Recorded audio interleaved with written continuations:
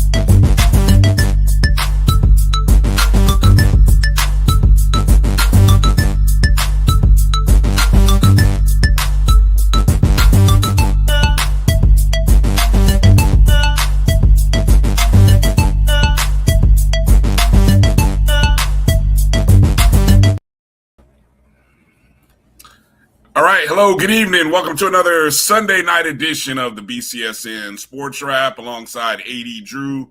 I'm Brian Fulford. As we come to the close of the end of the month of June, Drew. As can you believe it? We're almost at the halfway point of 2026. What's the latest with you, man? What's good? What's happening? Oh, nothing much, man. Nothing much. It's just one of those days, man. One of those weekends, and just happy to be here with you, my guy, and kind of excited to finally get to these last five stories that we've got for the year. So yeah, just kind of excited for that. And Brian, I'm even more excited. Well, let me be honest with you. We tried to bring in some heavyweights to go over the top five, Brian. Mm-hmm. And when we couldn't find any heavyweights, we had to settle for Stephen Gaither and Kyle Mosley. So, oh, wow. We didn't bring in the wow, HBCU Drew. Man, I hope they didn't catch the intro here. I hope they're late logging in. Those my guys. I kid because I care. Okay. Well, as Drew said on today's episode, we have finally reached the. God dang it, I hate these little house flies. Anyway, we finally reached the final five, the top five, as we like to do on the Sports Wrap, where we've gone through the top 20 of the 25 stories of the 25-26 year. So when we do have Kyle and Steve on, we'll have an opportunity to kind of get their thoughts on some of those stories. And then we'll go through the top five as well. And yeah, should be interesting. So if you guys have been keeping up with this, and I wonder, Drew, what I should have done? I should have put in the description of the show what the top 25 were. Maybe I'll go back in the post and include what the top 25 stories were. But I should have done that in the preview, so that way people could have followed along as we were going. But anyway, maybe I'll go back and do that in post on the other episodes. But if you've been keeping up with the stories, maybe you have some thoughts. We'd love to hear you in the chat. Those of you who are following us and watching us on the many platforms that we are on, of course, Facebook, my BCSN 1, Black College Sports Network, on YouTube, my JBN Online. Of course, we're streaming on Twitter, X, as they call it. Instagram Live is even pumping. So hello to anybody and everybody. Vera Stevens is watching on Instagram. Taylor SYL. I think that's Taylor Slide. I don't know. But what up, Taylor? Rev T.A. Brown also checking us out on Instagram Live. Hello to you, folks, for checking in. Of course, our folks who are watching on YouTube, Emmett Jones, Ken Rozier, checking in, Edwin Moore, and there'll be some others checking in as well. So good to have you guys. And as Drew said, in hour number 2, Kyle T. Mosley, Stephen J. Gaither. Drew, I'm thinking, I'm going to ask these brothers, what is the should I look to go now that I'm in my 50s, my golden years? Should I go with my middle initial? Should I transition? So you have gone to A.D. Drew, a much different guy than I knew in college. And I'm wondering, should I go with the middle initial? Should I go with my middle initial? I don't even know what your middle initial is, Bryan. There's a story, but I'm not going to get into it, but it's my father's first name, and my father's first name is rather old school. And there is a particular, there's a rub with the name. Look, my dad is very proud of his name. It's just when I was growing up, there was a particular cartoon that his name would get confused with. And I found that to be obviously it was disrespectful, but it was very embarrassing. So I, for a long time, hid my middle. It was like if you had to really, really know me or be, a tax collector or the government or, to really know to really know me, you have to know my middle name. So I don't share it a lot. If you know my father's name, you know what? It's funny, Edwin. Henry is actually my father's middle name. Wow. That is funny. Edwin said Henry. That is actually my father's middle name. My middle name is actually my father's first name. It is not something that I share a lot. And I'm wondering if. Now, that's kind of odd, though, Bryan. Because usually back in those days, you say your father's middle name was Henry. Your name would be Henry, the first child. If they don't name him Junior, they usually give them the middle name of the father back in those days. You understand what I'm saying? Yes. Well, that's so my father is a junior. And you would have been the third if you would have been named directly after him. Yeah, my mother fought like hell to make sure I was not a third. Wait a minute.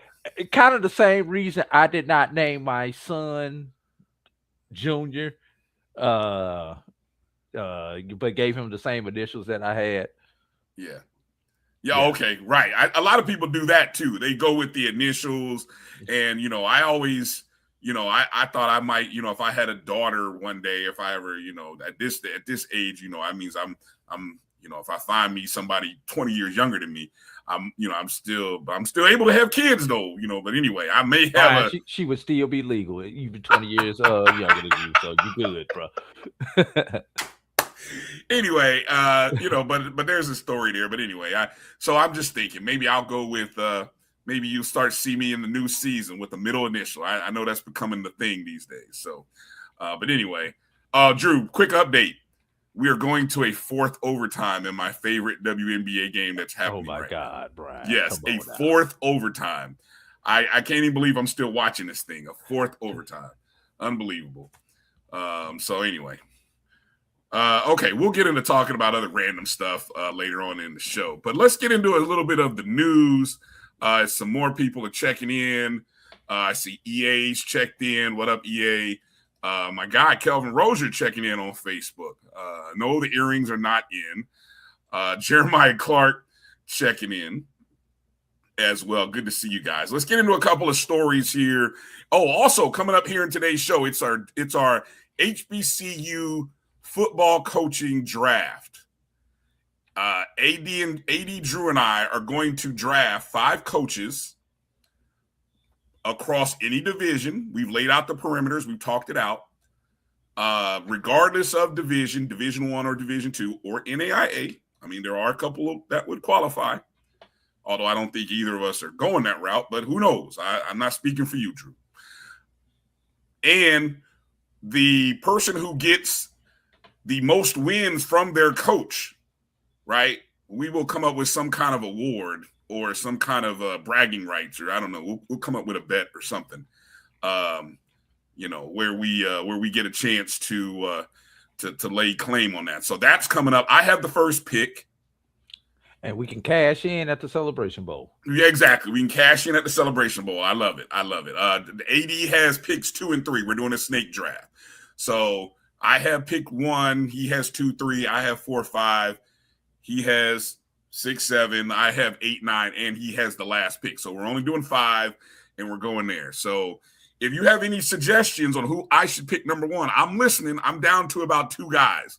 So and whichever one you don't pick, I mean, you'll probably get the other guy because we know who the top 3 are. So yes, I got the next 2 best. So I'm cool with that. Well, I'll tell you, I did some number crunching on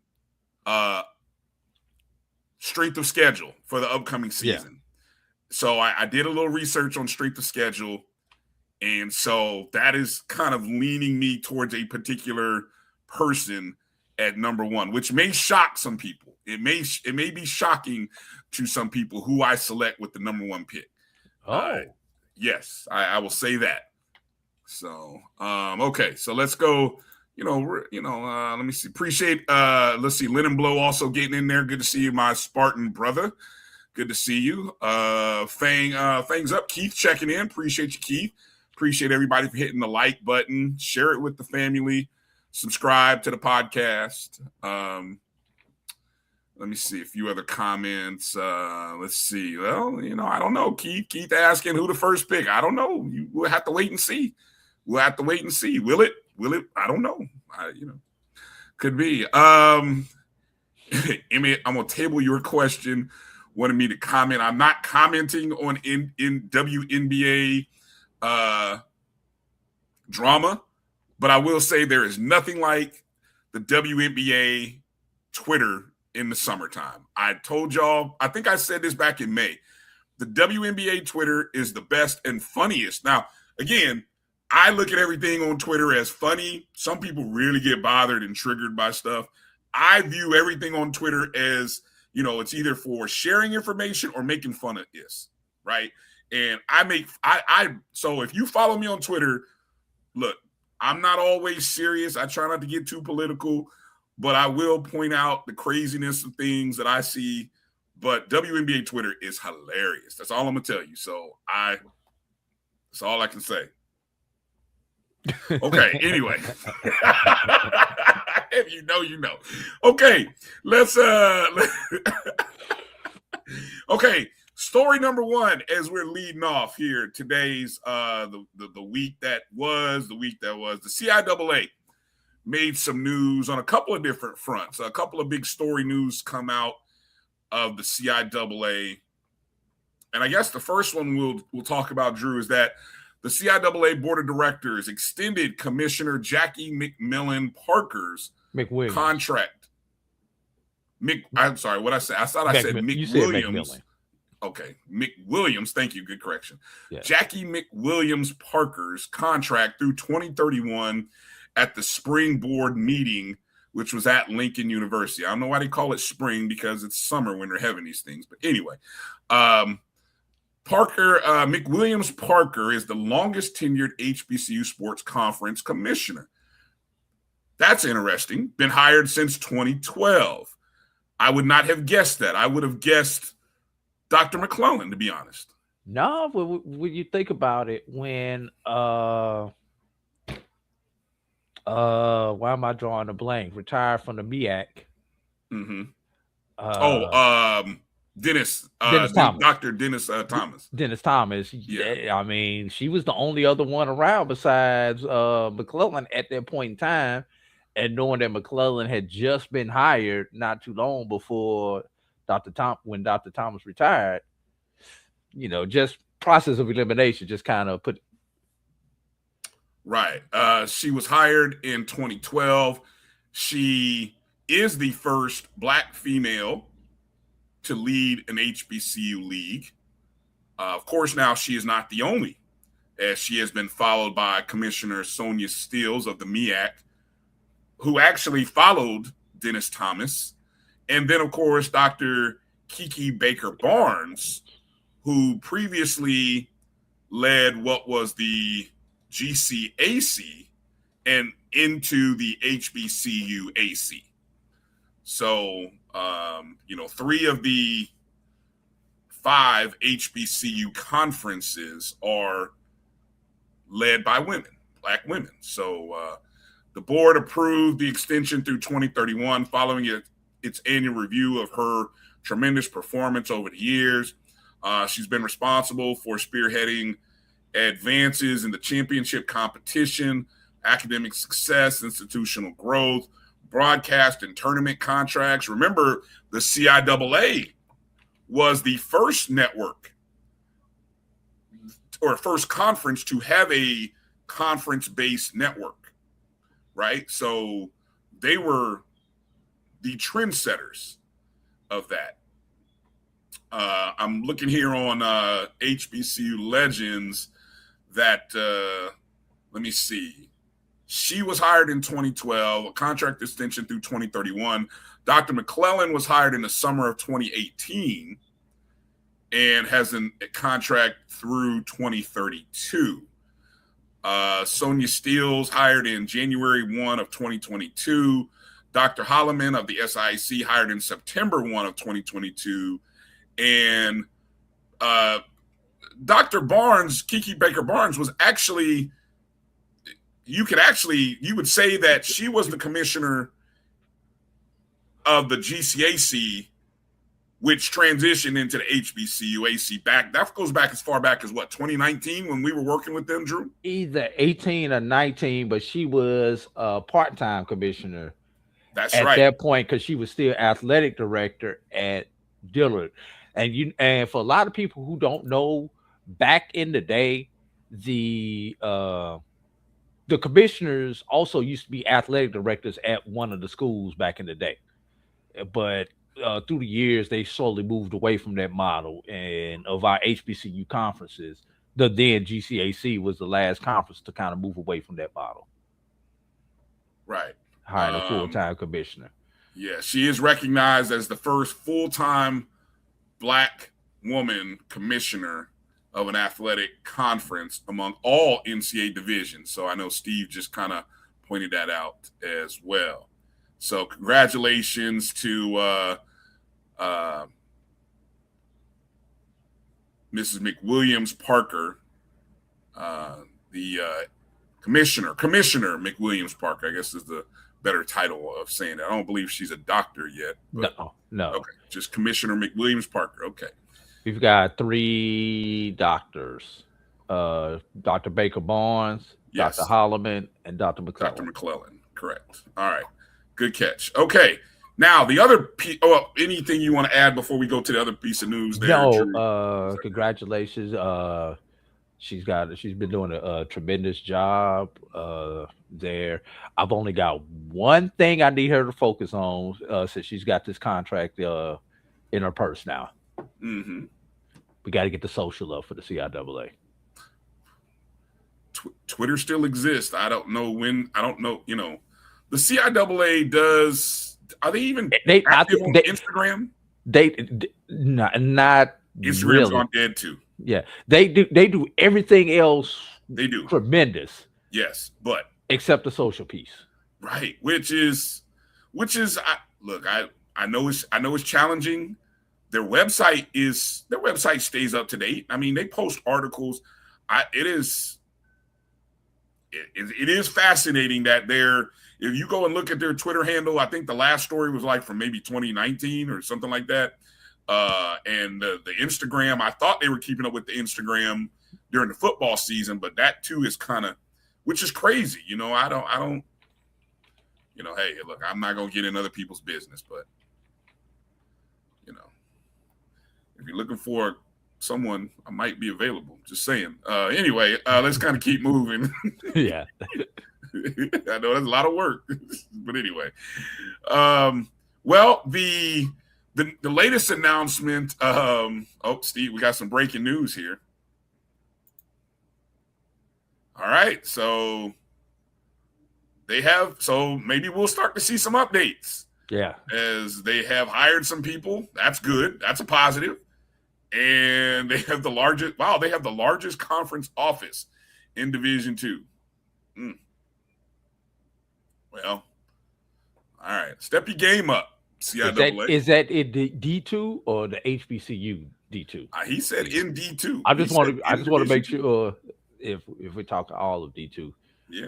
So, okay. So there's a new, I guess, can we say, is this correct, that there is a new playoff well, how do we describe it? I'm going to read the article right from the headline on HBCU Game Day.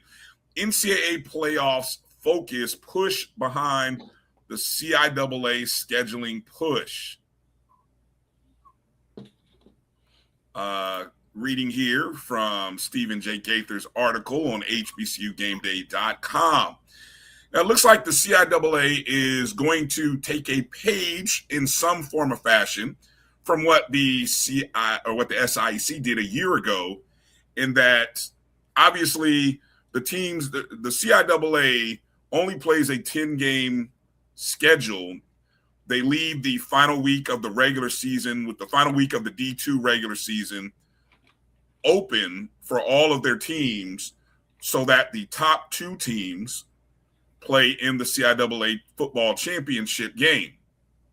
Well, starting this fall, the teams that are third and fourth will have an opportunity to play another game. Now, that is similar to what the SIAC just recently did, Drew, correct? Because the SIAC recently created a partnership with another conference, right? What was that? The Conference Carolinas. Conference Carolinas. So that way the teams who are third and fourth have an opportunity to play an extra game and get an 11th game on their schedule. And how did that help this past year in 2025? I guarantee you that's the main reason Kentucky State got in. Okay. So they, normally and you had three teams from the SIAC get into the playoffs, because Kentucky State did go 9-2, if I'm not mistaken, right? Really, 9-2 in total, but really 9-1 because you can't count the loss to Grambling. Correct, and the other loss was to Albany State. Correct. So they did not play Benedict in the regular season. Right. They went 9-1. Who knows? In Division II. Right. Who knows? Kentucky State may not have actually gotten into the playoffs had they only been considered 8-1. So it did work out, and I think whoever was in the other game, I think may have lost that game. Whoever the fourth place team was, Allen. I think they lost their game. Yes. But so what this according to the article here, the sources have confirmed that the CIAA football committee approved a proposal at the spring meetings that would match the conference's third and fourth place teams during championship week. The measure reportedly passed by an 11-1 vote and is expected to be formally unveiled during the football media day on July 15th. According to the article, it's not officially known if it's the third versus fourth matchup or the date, which Friday seems to be the only option unless they played it at an alternative site, maybe at noon. And then could be home site. On a home site, right? Say it's Saturday at noon, because obviously you don't want to conflict with the actual game of the championship game. So whatever time the championship game starts, maybe, I don't know, 4. What time does it normally start? It's varied. Yeah. So let's say they started at 4 or 5 that's o'clock. Gonna be probably based on TV, TV and everything. Right. So it's still up to date as to whether the location. I like your idea where they're still trying to determine the venue. I like the home. I like the home and home thing, but I mean, there's a lot of things that may have to go into that, because obviously that creates a challenge in itself for the school, because you don't know who the school is going to be until Sunday after week number 10. We've done it here in the SIAC for 4 years. The SWAC, well, SWACs are so far thus far has pretty much been sold up a couple of weeks in advance, but you do have these calls where you go through a couple of weeks and you just start planning, you put everybody on alert, and you get ready to activate the plan. Okay. Yeah. So it's Tell possible. everybody you will not be working. You will have to work the second weekend in November until otherwise told. Okay. So we see it can be done. But I would think that would go to the third place team. The third place team would get a host that, right? I mean, you would think if they're going to play it Right. on home site, unless you go neutral, you would Yeah.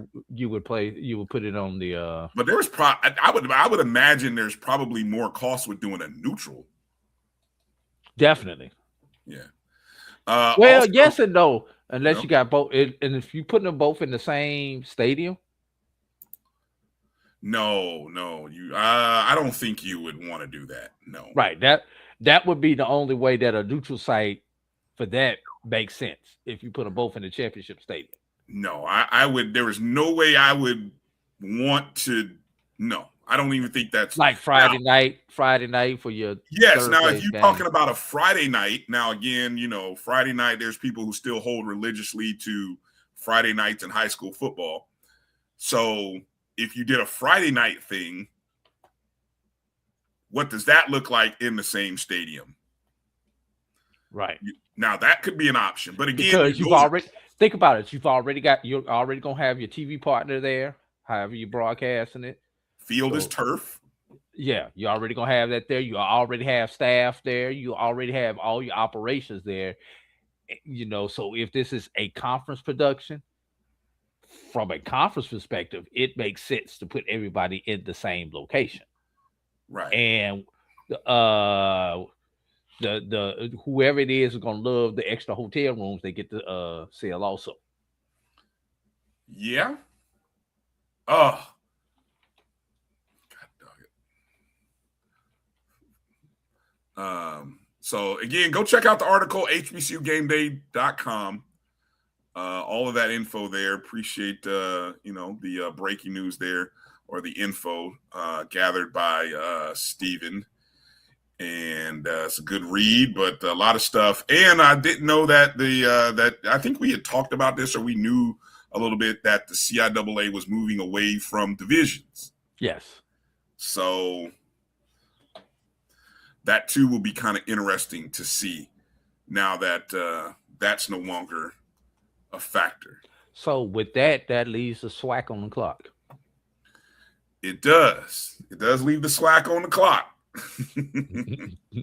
I wonder, given the fact that we're only halfway through the 10-year scheduling matrix, that'll be you know what? Put that one in the pen as questions to ask at SWAC Football Media Day. And the question is, what are the obstacles or challenges with moving away from divisions, let's just say with 3 years left on the scheduling matrix? Because I would imagine this is not something they'll do spur of the moment. They'll probably put a 2-year buffer if it came out at SWAC least football. 1 year for budgeting purposes. So I'm going to guess 2028. I'm just throwing it out there, just me talking. 2028, SWAC football goes divisionless. That's a bold prediction by Brian Fulford. Nobody else. I haven't talked to anybody. I have no insider information. But if it were to happen, I'm guessing 2028. Although, look, I don't know, man. The SWAC, they changed the basketball format on a drop of a dime. So who knows? They may say in 2027 we're going divisionless. So I don't know. But we'll see. We shall see. Side note, Drew, 4 overtime WNBA game comes to an end. I lose by a point. God bless it. Jesus. 4 overtime WNBA game. Fantastic. Unbelievable. And the bad part is the girl had an opportunity to win the game. She was 2 feet from the bucket, and she missed a shot. And I think on the putback, I think somebody called a timeout like when she was driving. I mean, she just missed a wide open drive to the bucket. I mean, anyway, thanks Portland Fire. But anyway, it's that's why they call it, little G. Anyway, all right, let's kind of keep it moving here. Yeah. Let me see what other story. I know you had. Let me go to the. We need to get into this draft so we can get into our top 10. Okay, draft time. So top you want to 5. hit? Well, I know what the other article was. Okay. Oh, eligibility and stuff like that. But okay, we can maybe. Who knows? Okay, so let's go to top 5 coaches for the 2026 season. Now, this all spurs from, the article that HBCU Sports did recently where they ranked the top 10 coaches in Division I football. Right? And so we had a little discussion regarding it. And, Drew and I, said, you know what, there's a great draft opportunity here to go ahead and draft our top 5 coaches for 2026. I'm just writing this down here so I get this. So I got first pick, then Drew. Okay. And I'm ready to take my notes so that I know which one I got it written down here. Okay.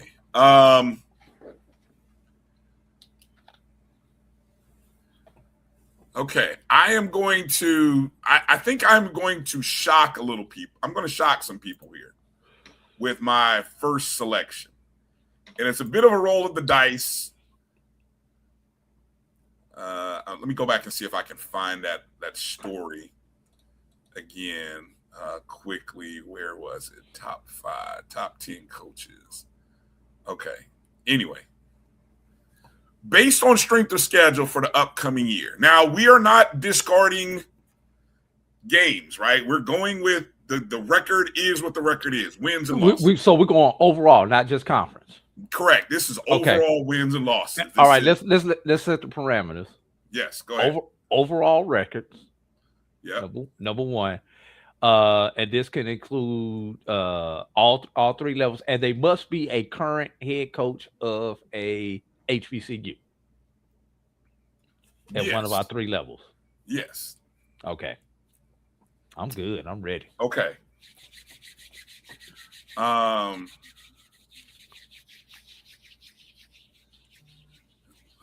Let me see as I go through here, and I wanted to pull up that article here that led us down this path. Okay, here it is. Top 10 best Division I coaches. This was list put together by Kendrick Marshall of HBCU Sports. And I think they did a D2 list also. They may have. I think I saw something on there. Okay.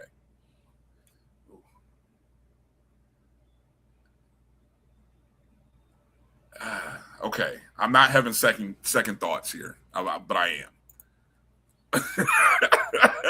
Okay. I'm waiting. The number 1 pick. I'm going with a team. This is going to shock. I don't think if you on your draft board, Drew, you probably have a top 3. I bet my pick is not on your top 3. But what should be factored in is my coach has the best player in HBCU football leading his team. So with the number 1 pick in the 2026 BCSN SportsWrap HBCU football draft, I am taking the recently named Hall of Famer of the Black College Football, Pro Football Hall of Fame, Eddie Robinson Jr. of Alabama State. With the number 1 pick.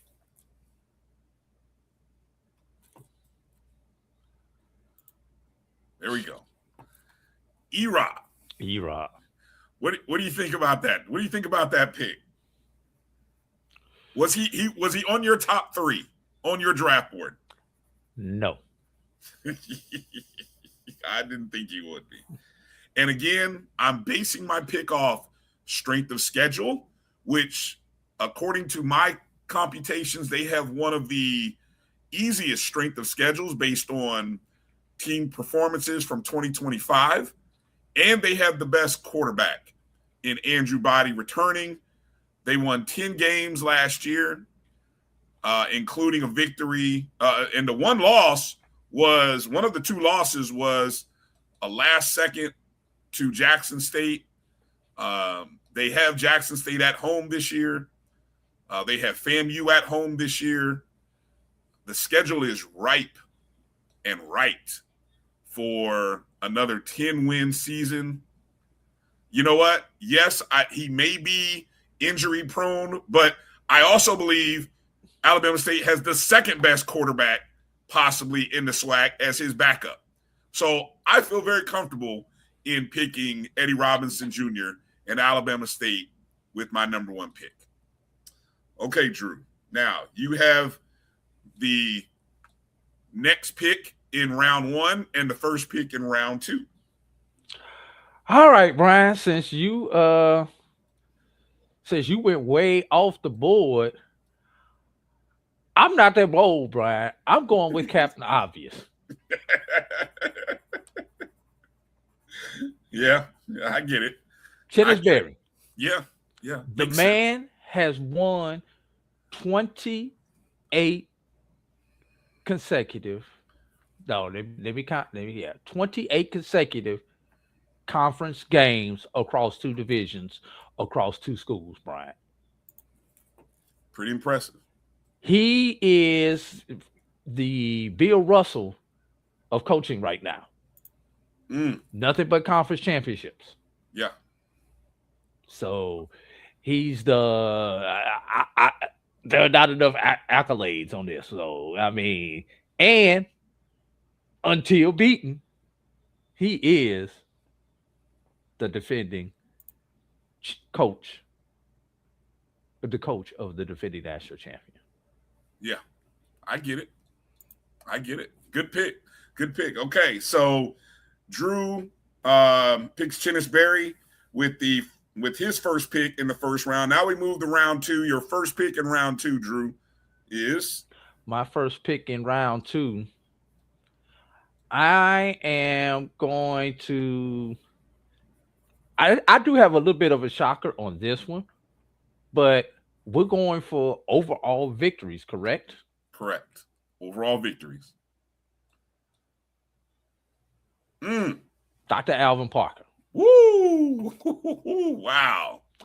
Dr. Alvin Parker. I know everybody's going to, I know who everybody thinks I should pick, one of two people. Wow. I did not see this coming.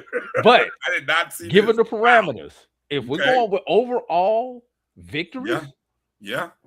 the man does not lose in the regular season, Brian. Yeah, you probably get about 8 wins from him.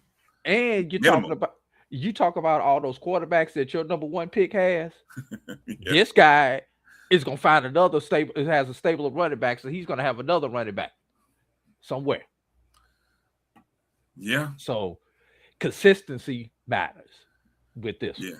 Yeah. No, Emmett, and just to clarify, Emmett, we are picking all HBCU football coaches, because this is what Drew wanted to do. Drew said that he didn't feel like we could. After we got about 4 or 5 on the Division I, we was gonna be scraping the bottom of the barrel. That's why we had to open it up. I'm just being honest with you guys. Ouch. Especially given some of these schedules that these teams have this year. Yeah. Okay. Well, that's intriguing. Okay. I'm shading towards strength of schedule. And this coach, while I mentioned that Alabama State has one of the easiest strength of schedule opponent win percentage from a year ago, this program actually has their opponents were worse than Alabama State's last year. And he will be a contender in the East. I'm talking about, now the question is, will he host another SWAC championship game? But they will be in the hunt. And so with the second, now I could go two ways here. I could choose to pick one of my two selections over the other, but I'm just going to put it I feel comfortable being able to pick 2 picks here. So with the last pick of round 2, I'm taking the Jackson State head football coach, none other than T.C. Taylor. That's right. Another. So now I may be hurting myself here by having 2 coaches that are going against each other at some point during the season, but I'm factoring in the fact that the rest of the regular season they will avoid. Why do I suck? What did I do?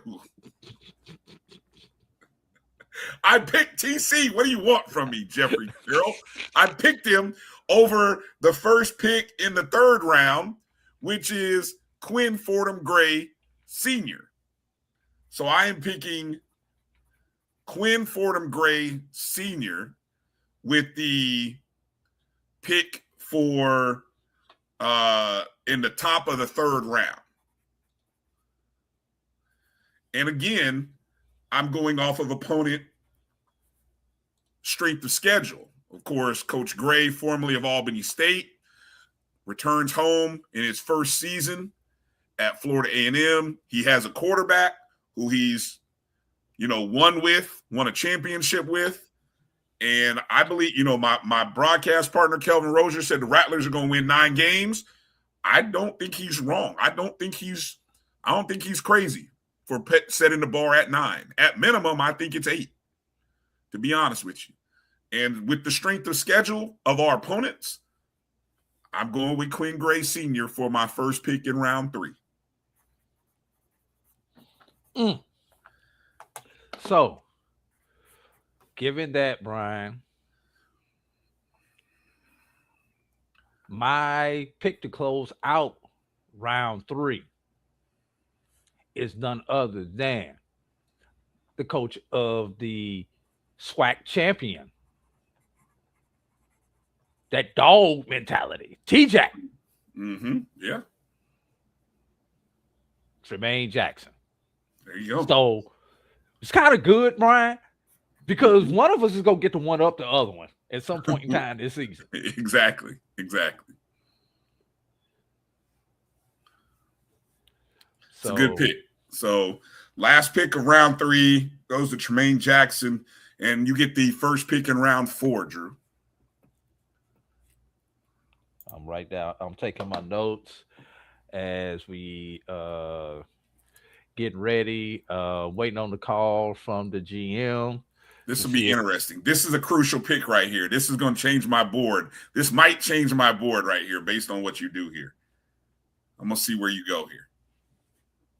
This will be interesting. I'm slightly nervous here. I think you may take my guy. I'm wondering here. Are you wondering? Yeah. Nervously waiting here for you to load the graphic. It might be your guy. It might not be your guy. But Bryan, I like consistency. I like predictability. So with that, I go with Richard Hayes. Woo! Whoa! Okay. Wow! He's Division II. Always in the CIAA championship game. Yeah. So I'm going for consistency.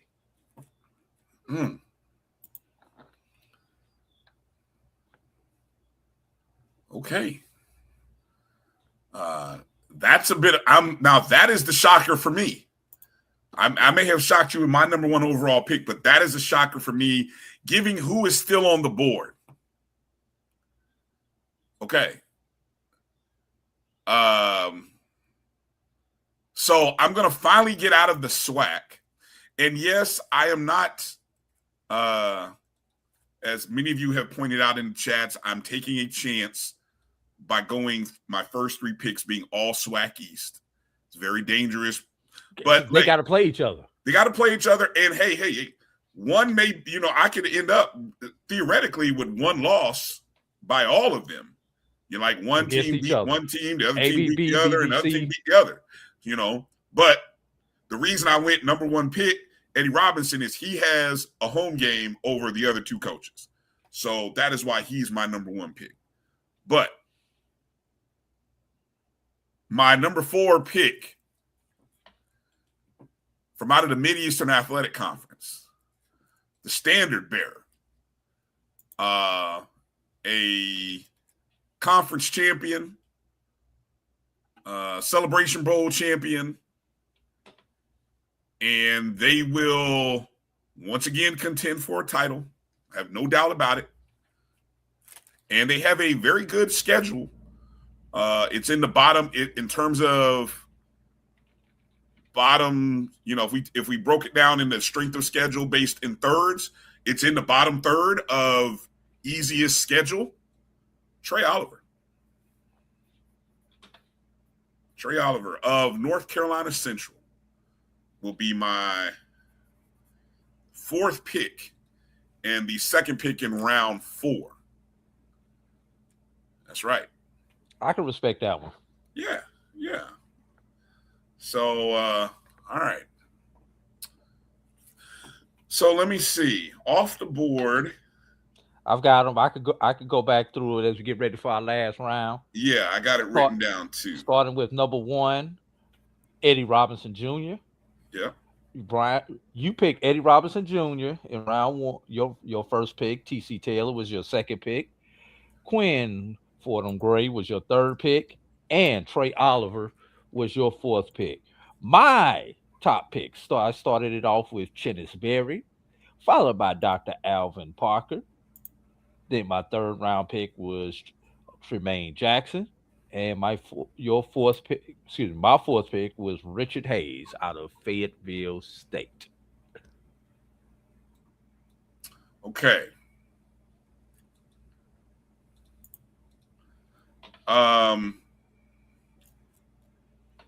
My last pick will be from the Division II ranks.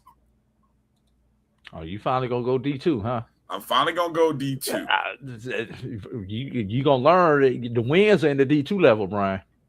Well, I hope the winning continues. Because D2 only gonna play 1 check game, not 5 like the SWAC does. I'm going. I really like what this man has done in his program. And after last year, we have watched this program rise from the ashes. And last year was a great season as they won their first CIAA championship since 1969.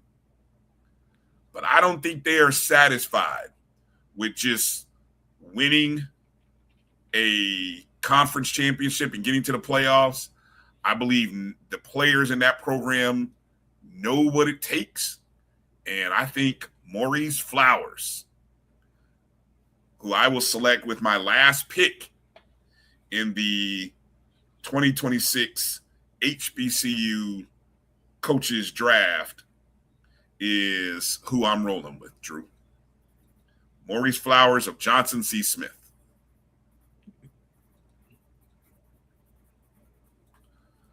Here we go.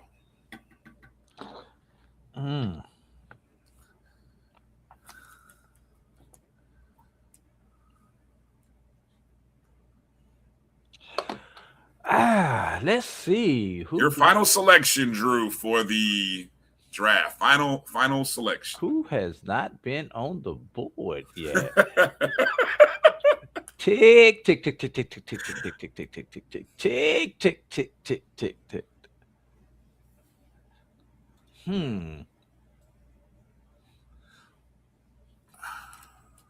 Well, hold on before let me answer Lennon's question here. Lennon, just again, I did not select Chennis Berry first overall, and he was off the board by the time I picked Trey Oliver. So just so you know. All right. So for my last pick, this is actually my pick to win the SIAC, Brian. So I'm going back to the small school ranks, to the mid-major ranks. I'm going with Ron Dickerson out of Benedict. Okay. Ron Dickerson Jr. to be exact. Yeah. Okay. Ron Dickerson Jr. of Benedict. Benedict had a great season. A great season. No, exactly. No, he did not go with Deshaun Jackson. Surprising. But amazingly, Drew has gone. Now, Drew, this doesn't surprise me, folks. This is why I felt like Drew wanted to include Division II coaches. Notice of his 5 selections, Drew has 3 Division II coaches. Now, I really wonder, is that a product of Drew picking second and third, or would Drew's strategy have been different had he picked first? I don't know. Drew's big board, I got a feeling Drew's big board, if he had his top 10 overall, he's got these 3 coaches he selected. Probably, I'm guessing, Drew, these 3 coaches are probably at least in your top 7. Yeah, definitely. So see, Drew is playing an interesting game, but I think I think it's kind of interesting that he went the route he did. All right, so let's do it. Here's the quick recap. You can bring us back onto the 2-man screen, Drew. My top 5. I have first overall Eddie Robinson Jr., second T.C. Taylor, third Quinn Gray Sr., fourth Trey Oliver, and fifth Maurice Flowers.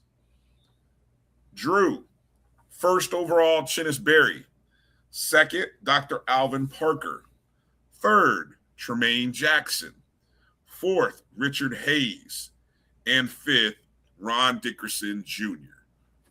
And again, this was a snake draft where your boy had the first pick, Drew had second and third, and it's kind of how it rolled the way it did. So we will, as the season goes along, no Brian Jenkins Sr. didn't make the cut list. Is there any name other than Brian Jenkins Sr., you guys in the chat, very quickly, is there anybody that you are surprised that we did not select in our top 10, in our personal top 5s? Are you surprised? Any name left off? Who's your first UDFA? If you had a UDFA. You know what? Probably Felton Huggins, Kentucky State. I mean, you could also throw in there Dr. Henry Frazier. I think both of those guys are quality coaches. I just don't, I don't know if Deshaun Jackson is going to have the same level of success that he had this past year. I don't know if I'm all in. And then after him, heck, the only other coach that I'm kind of curious about, I don't know, there's really nobody else at Division I level that I'm really curious about.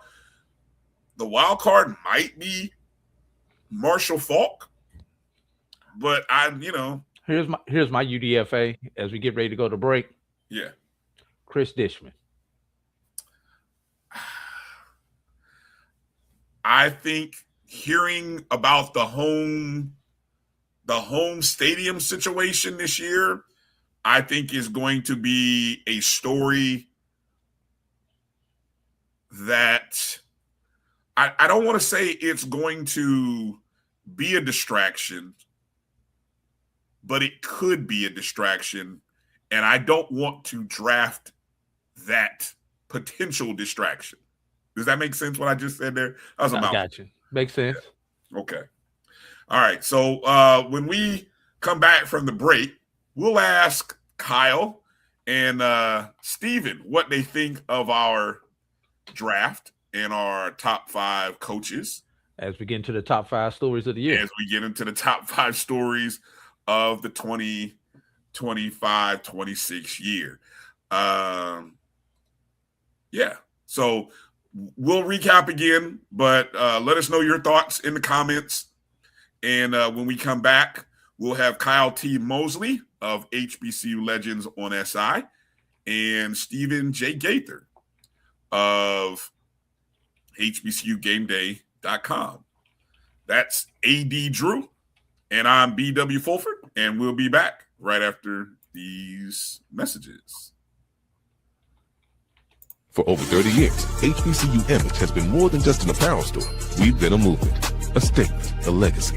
We celebrate the pride, the purpose, and the culture that make historically black colleges and universities legendary. Whether you're a student or a lifelong supporter, our gear lets you wear your HBCU story with confidence and style. Because when you wear HBCU Image, you're not just wearing clothes. You're wearing culture.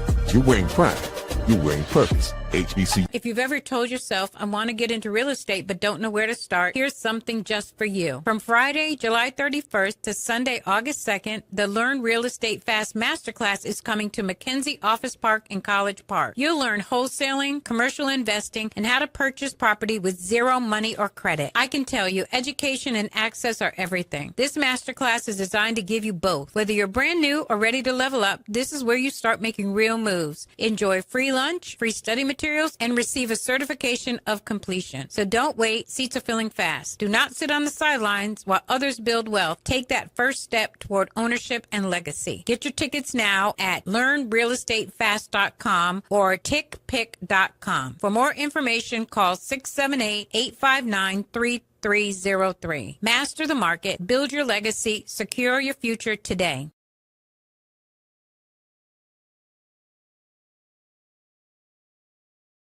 From cancer care to accidental injuries to cardiac care, we all know that there are times that you can't control what happens in your life. But with Globe Life Family Heritage, you can be prepared to weather the storm when it comes. Call Dr. Beverly Eagle Rogers at 877-300-8269 or visit the website at globelifefamilyheritage.com. With over 25 years of serving communities, Dr. Beverly Eagles Rogers is here to help you and your family through difficult times. Dr. Beverly takes pride in Globe Life being one of the few companies that returns 100% of premiums to clients that stay healthy. So for more information, call Dr. Beverly Eagle Rogers at 877-300-8269 or visit the website at globelifefamilyheritage.com. This is the Dean of the College of HBCU Sports, Kenyatta Cavill of Dr. Cavill's Inside the HBCU Sports Lab with Mike Washington and Charles Bishop. Come mix it up in the lab where the course lecture is in session every Tuesday from 6 o'clock p.m. Central Standard Time on Facebook Live, YouTube Spreaker, or the BCSN app, as we discuss all things about the HBCU sports culture, including exploring the week that was in the sporting HBCU diaspora, as well as the upcoming week of HBCU Sports. With me, the Dean, the College of HBCU Sports, on Dr. Cavill's Inside the HBCU Sports Lab with Mike Washington and Charles Bishop. Course lecture dismissed.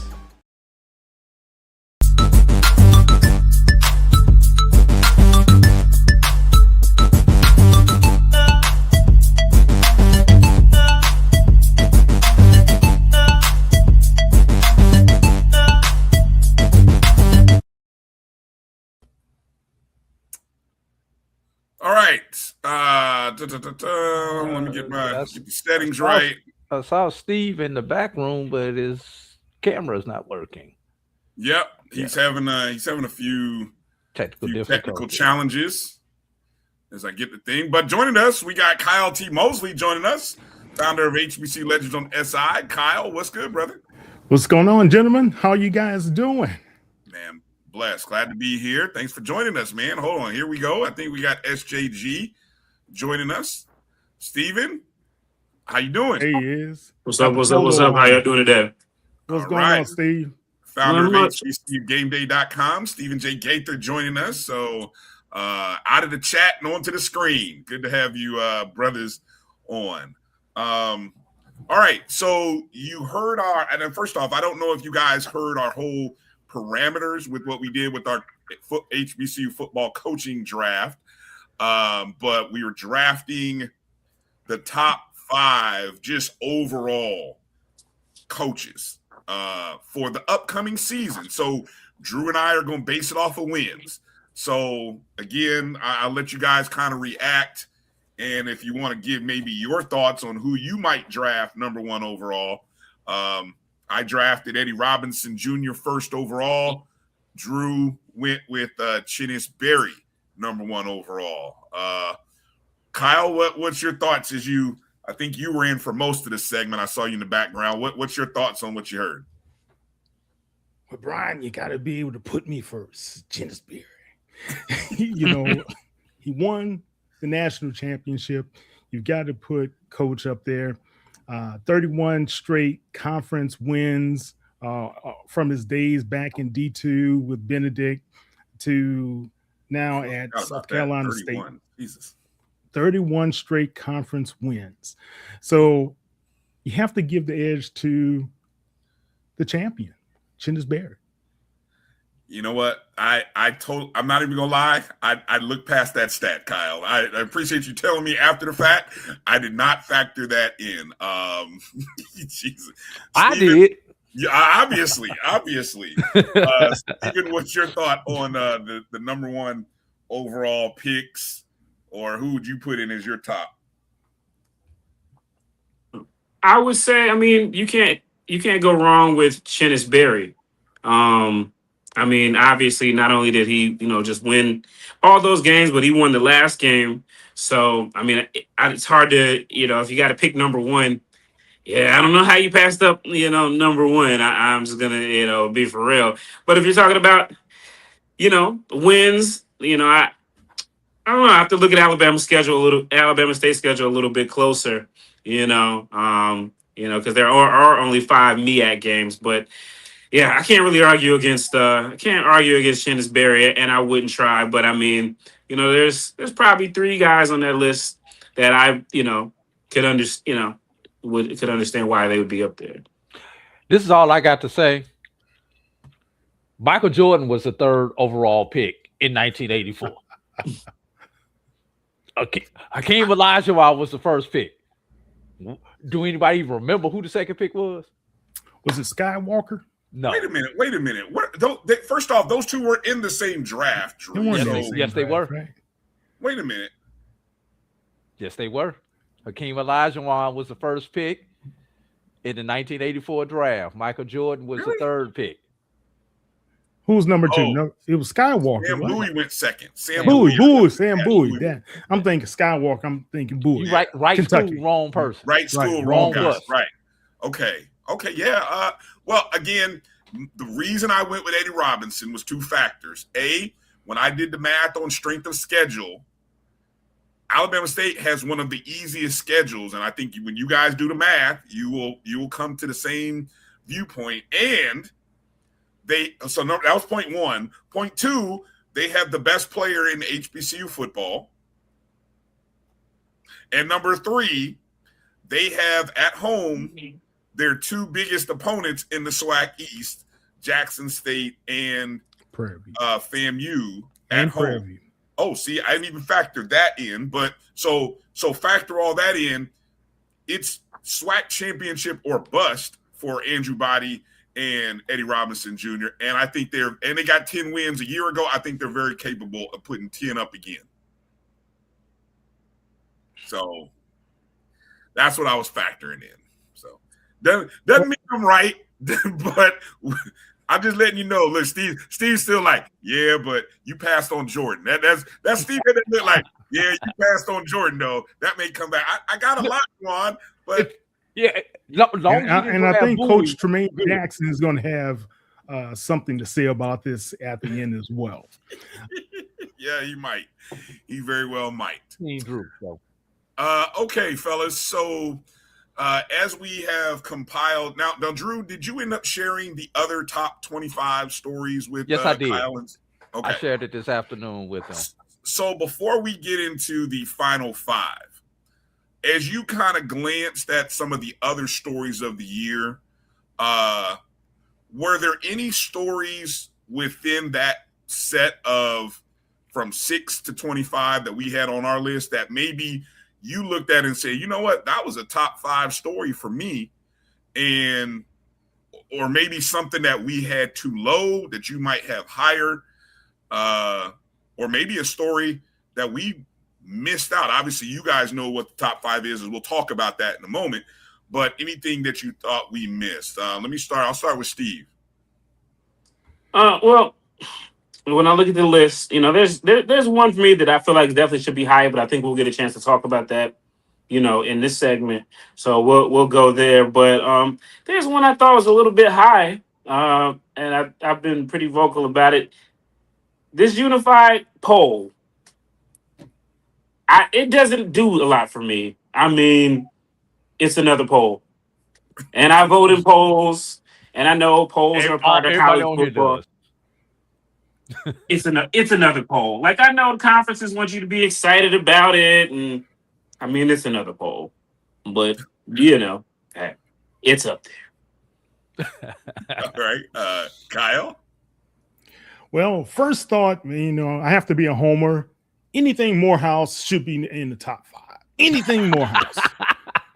Last year was so historic. We just have to be able to take it. Anything Morehouse, right? And Steve, I guess you guys, Winston-Salem has some good runs as well, right?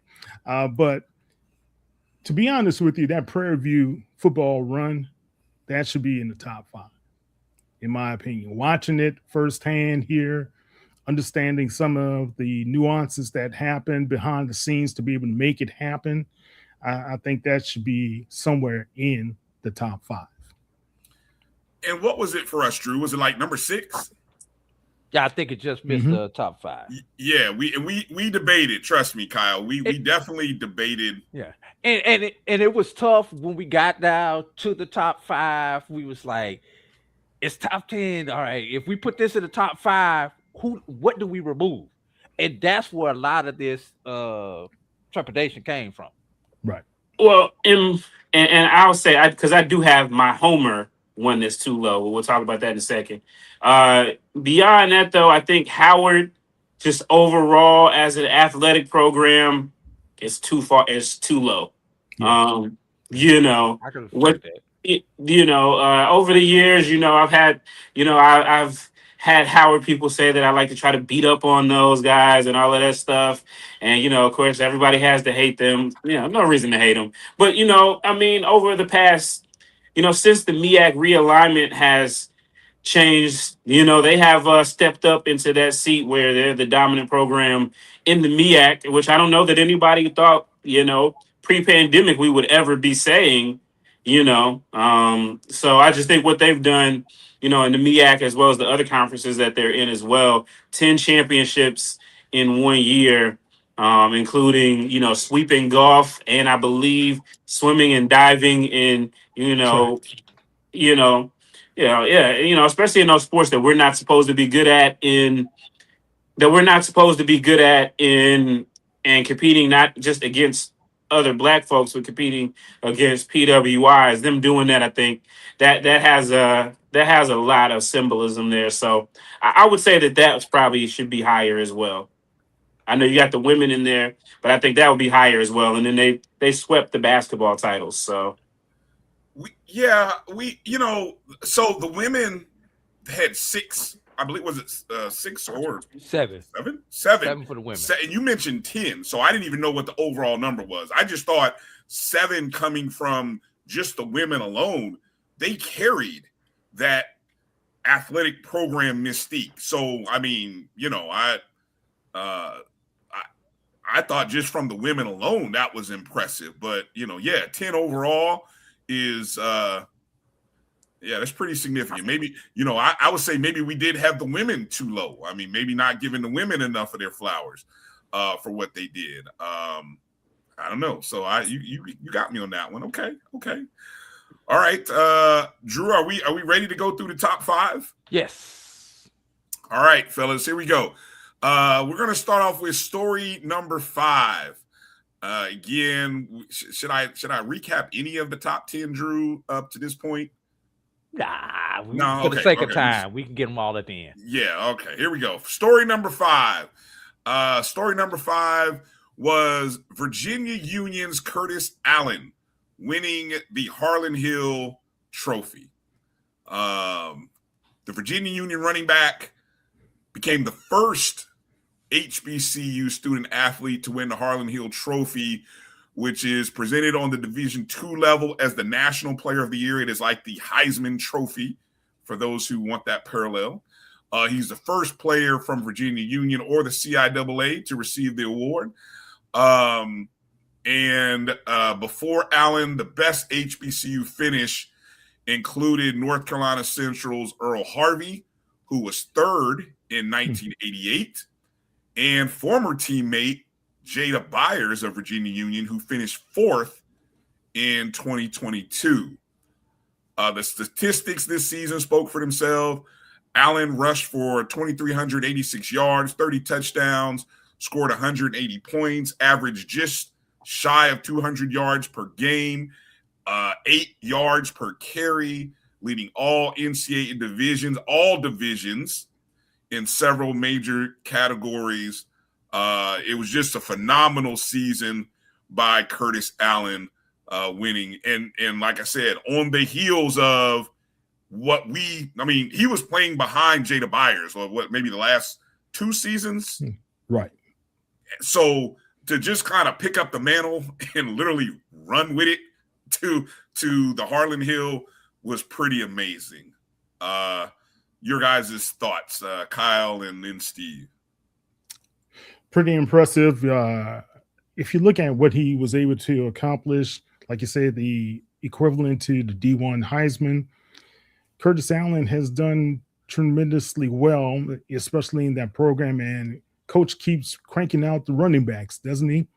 And I just think right now, I hope he does well over in Seattle. I know he was invited to the Seahawks rookie mini camp, right? If he's going to summer training camp, I hope he does well there. There was some issues with his conditioning at the HBCU Combine, but all in all, Curtis Allen, congratulations. Steve?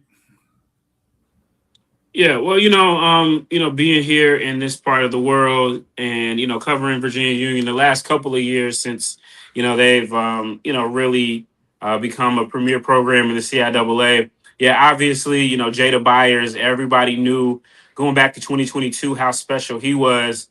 But, I had a chance to, see Curtis Allen up close and personal. He actually was there 2022, 2023, and 2024. So, he's been there the whole time. And a lot of folks maybe necessarily didn't see it because of, what Jada Byers did, which I thought Jada Byers should have won this award.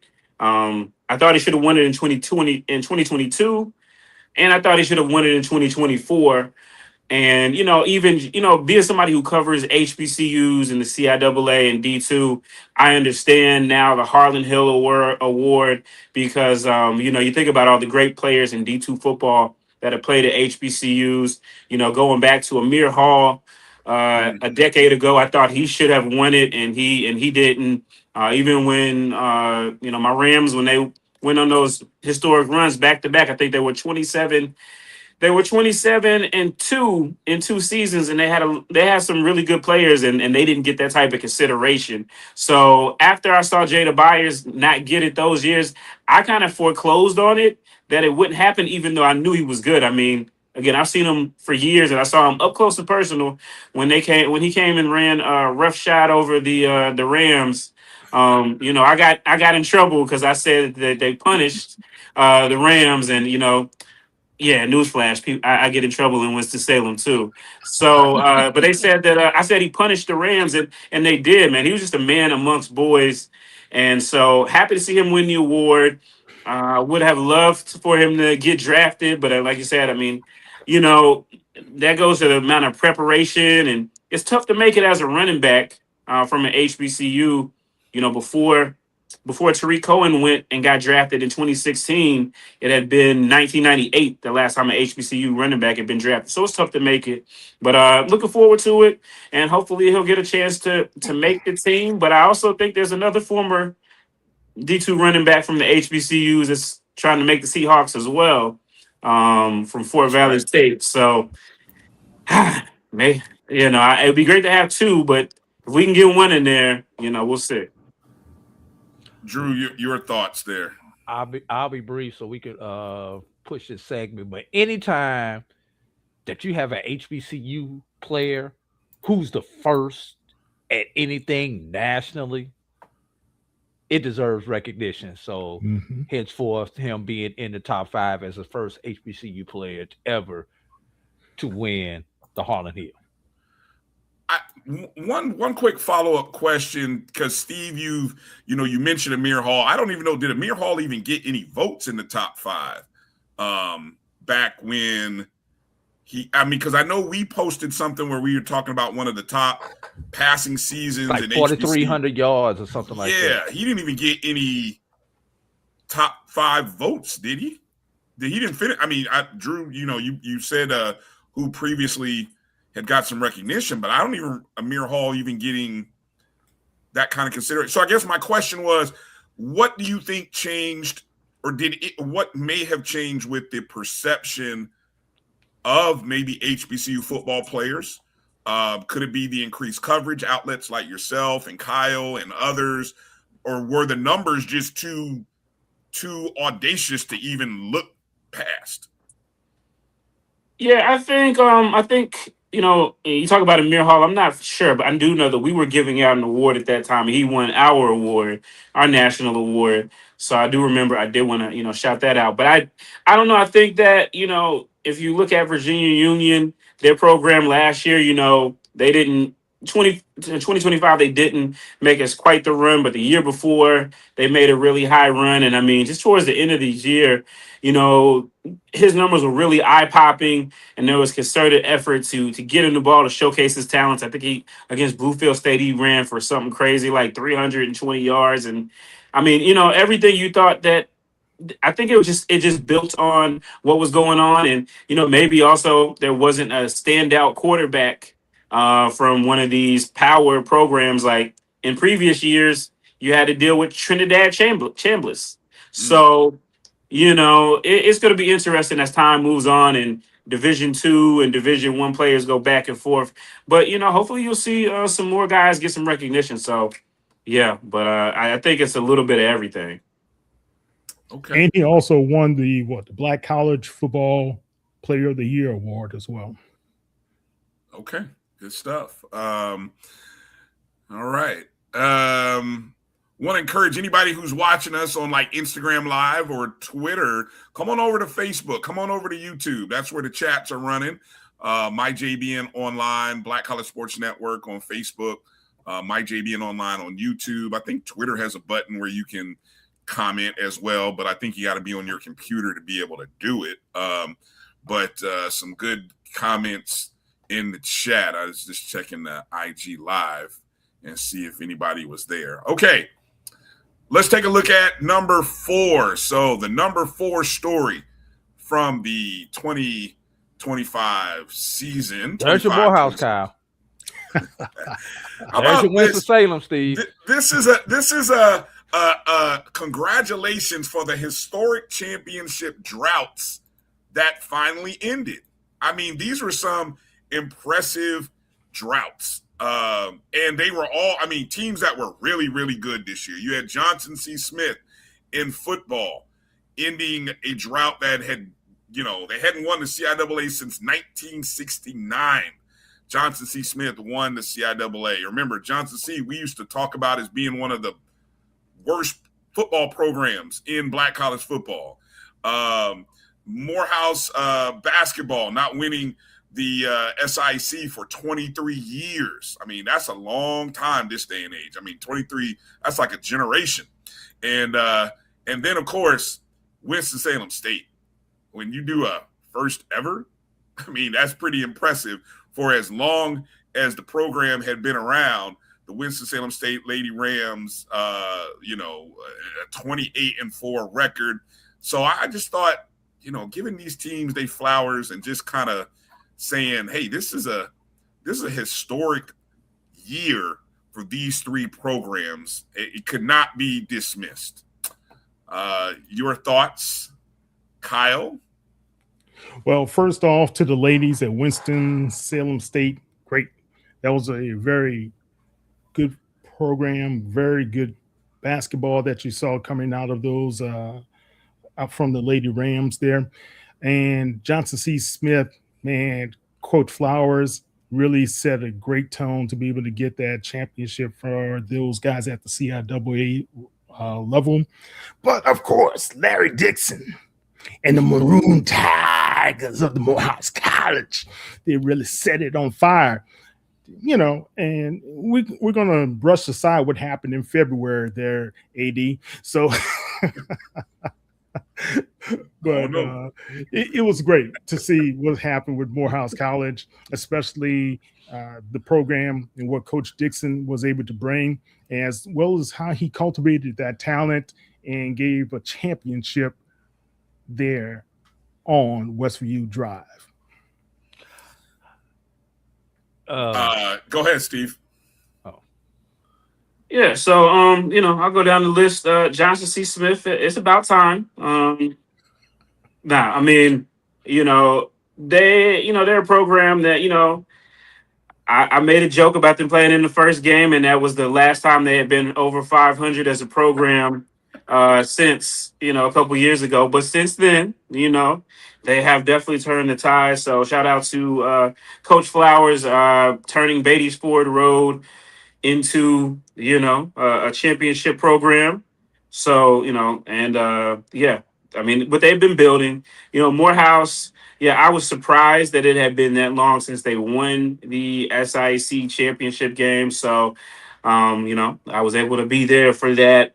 But I know that they generally have a pretty solid program, so not a huge surprise. But again, I'm gonna say, if I had to look at this list out of the three a year ago, if you say Johnson C. Smith is going to win the championship after an 8-2 season, I might still have my doubts, but that's a little bit of a little bit of personal vitriol.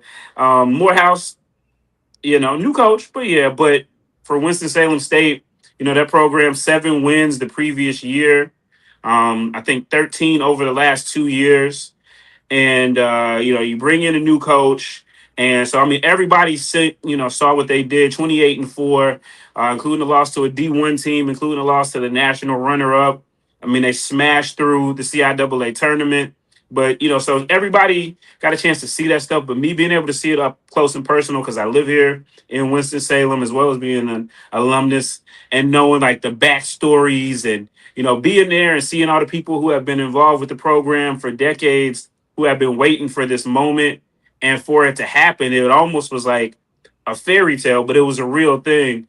And so, I mean, and then they went into the NCAA tournament, and they ran the first 2 teams that they played with off the court. So much so that if you watch that last game, it looked like they were determined they were not going to be able to run them off the court, and they ended up being the national runner-up. So, I mean, I would have never thought that. So, yeah, man, what a ride. And, congrats to all the programs. And I guess that means for everybody, there's always hope.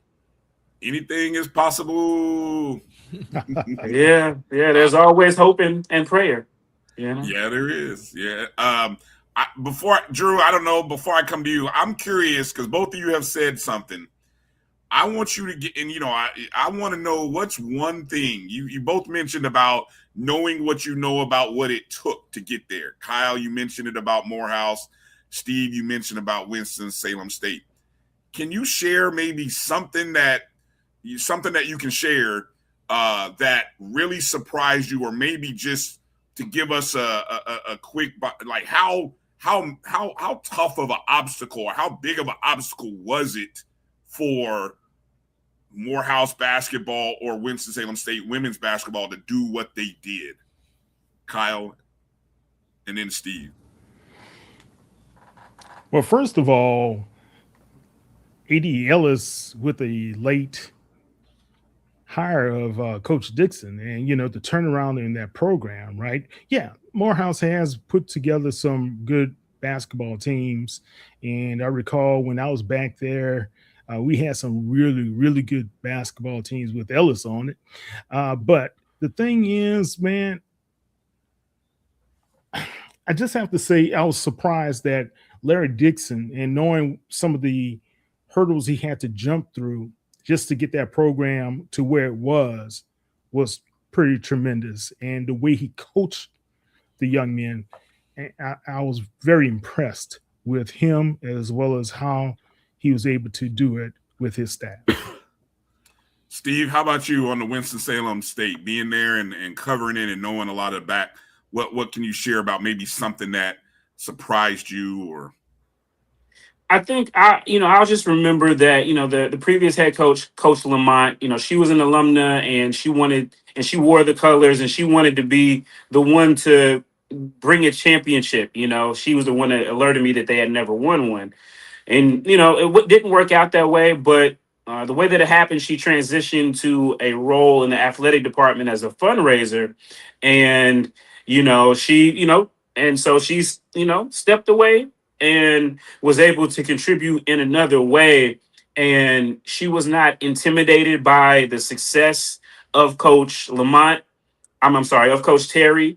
And, and also I just seeing the community rally around, like during the season, once they kind of got going, they decided to do a fundraising campaign, and their goal was to get 20K in fundraising for the women's program, which it has been a problem for years.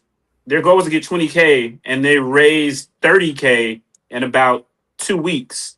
And, that doesn't happen every day for in the middle of a season to start a campaign and get people to give and join on. That doesn't happen everywhere. It doesn't happen at a lot of HBCUs. It doesn't happen in a lot of D2 programs. So, just seeing the community rally around a program that kind of had always been an afterthought compared to the men, it was a lot. So it was really good to see and witness. all right, Drew, you want to close it off with any thoughts here before we go to story 3? Of these 3 runs, the Johnson C run did not surprise me as much as the other ones. And I'm obviously taking myself out of the conversation because I am part of the internal things at Morehouse. But Johnson C went 8-2 the year prior, ran out of gas, so they made the adjustment last year and was able to get over the top. So that one did not shock me as much as anything else. Winston-Salem coming out of nowhere. But what do all 3 of these have in common, Brian? Bold hires. Okay. All 3 of these had bold hires. Coach Terry at Winston-Salem. Releasing Coach Whitler, who had great regular season success at Morehouse, and bringing in somebody from outside of the HBCU diaspora in Larry Dixon, and then bringing Coach Flowers over from Fort Valley. He was at Fort Valley last. Yep. Everybody help me out because he was at Fort Valley last. Bringing him over to Fort Valley, from Fort Valley to Johnson C. Bold hires, athletic directors and presidents not being afraid to make those moves and rolling the dice. And what they hit 7, they hit 11, they hit the championship. All right, well said. So that's a good summary of story number 4, the historic championship runs of Johnson C. Smith. I'm gonna put up the church finger for real for story number 3. I'm gonna let y'all have this story. Well, I hadn't even got there, Drew. I know, but I'm just gonna. You didn't even have to do that. I was gonna. I knew what eventually you would slide out of there. Anyway, so if story number 4 was our most heartwarming story and the most feel-good story of the year, Johnson C. Smith football, Morehouse basketball, and Winston-Salem State women's basketball, then story number 3 was probably our most, I can't even get it out, heartbreaking, disturbing, troublesome, disappointing story of the year. And that was the incident that occurred on January 31st, 2026, where Tuskegee head coach Benji Taylor was handcuffed following a basketball game between Tuskegee and Morehouse. So, first off, Kyle or Steve, were either of you there at that game? I was not. I was not at that game. Okay.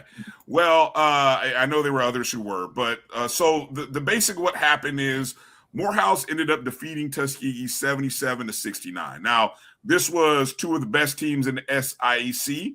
And obviously these two teams did meet in the championship game, if I'm not mistaken, correct? Yes, correct. Okay. I was there for that one. Yeah, okay. The result of the game, with Morehouse winning at home, overshadowed by the post-game, what we'll call detention of head coach Taylor of Tuskegee. During the handshake sequence, Taylor interacted with Morehouse campus police officer, ended up being placed in handcuffs and escorted away. He was released shortly afterward, was not criminally charged. Reports identified the individual as a campus police or security officer, not necessarily a private arena security guard. The incident seemed to have been spurred on by some extra crowd participation. Some words might have been exchanged from Morehouse football players who I think had kind of found themselves in the handshake line or something to that extent. And it was just shocking. The video was seen. Who had the video? Steve, did you have the video?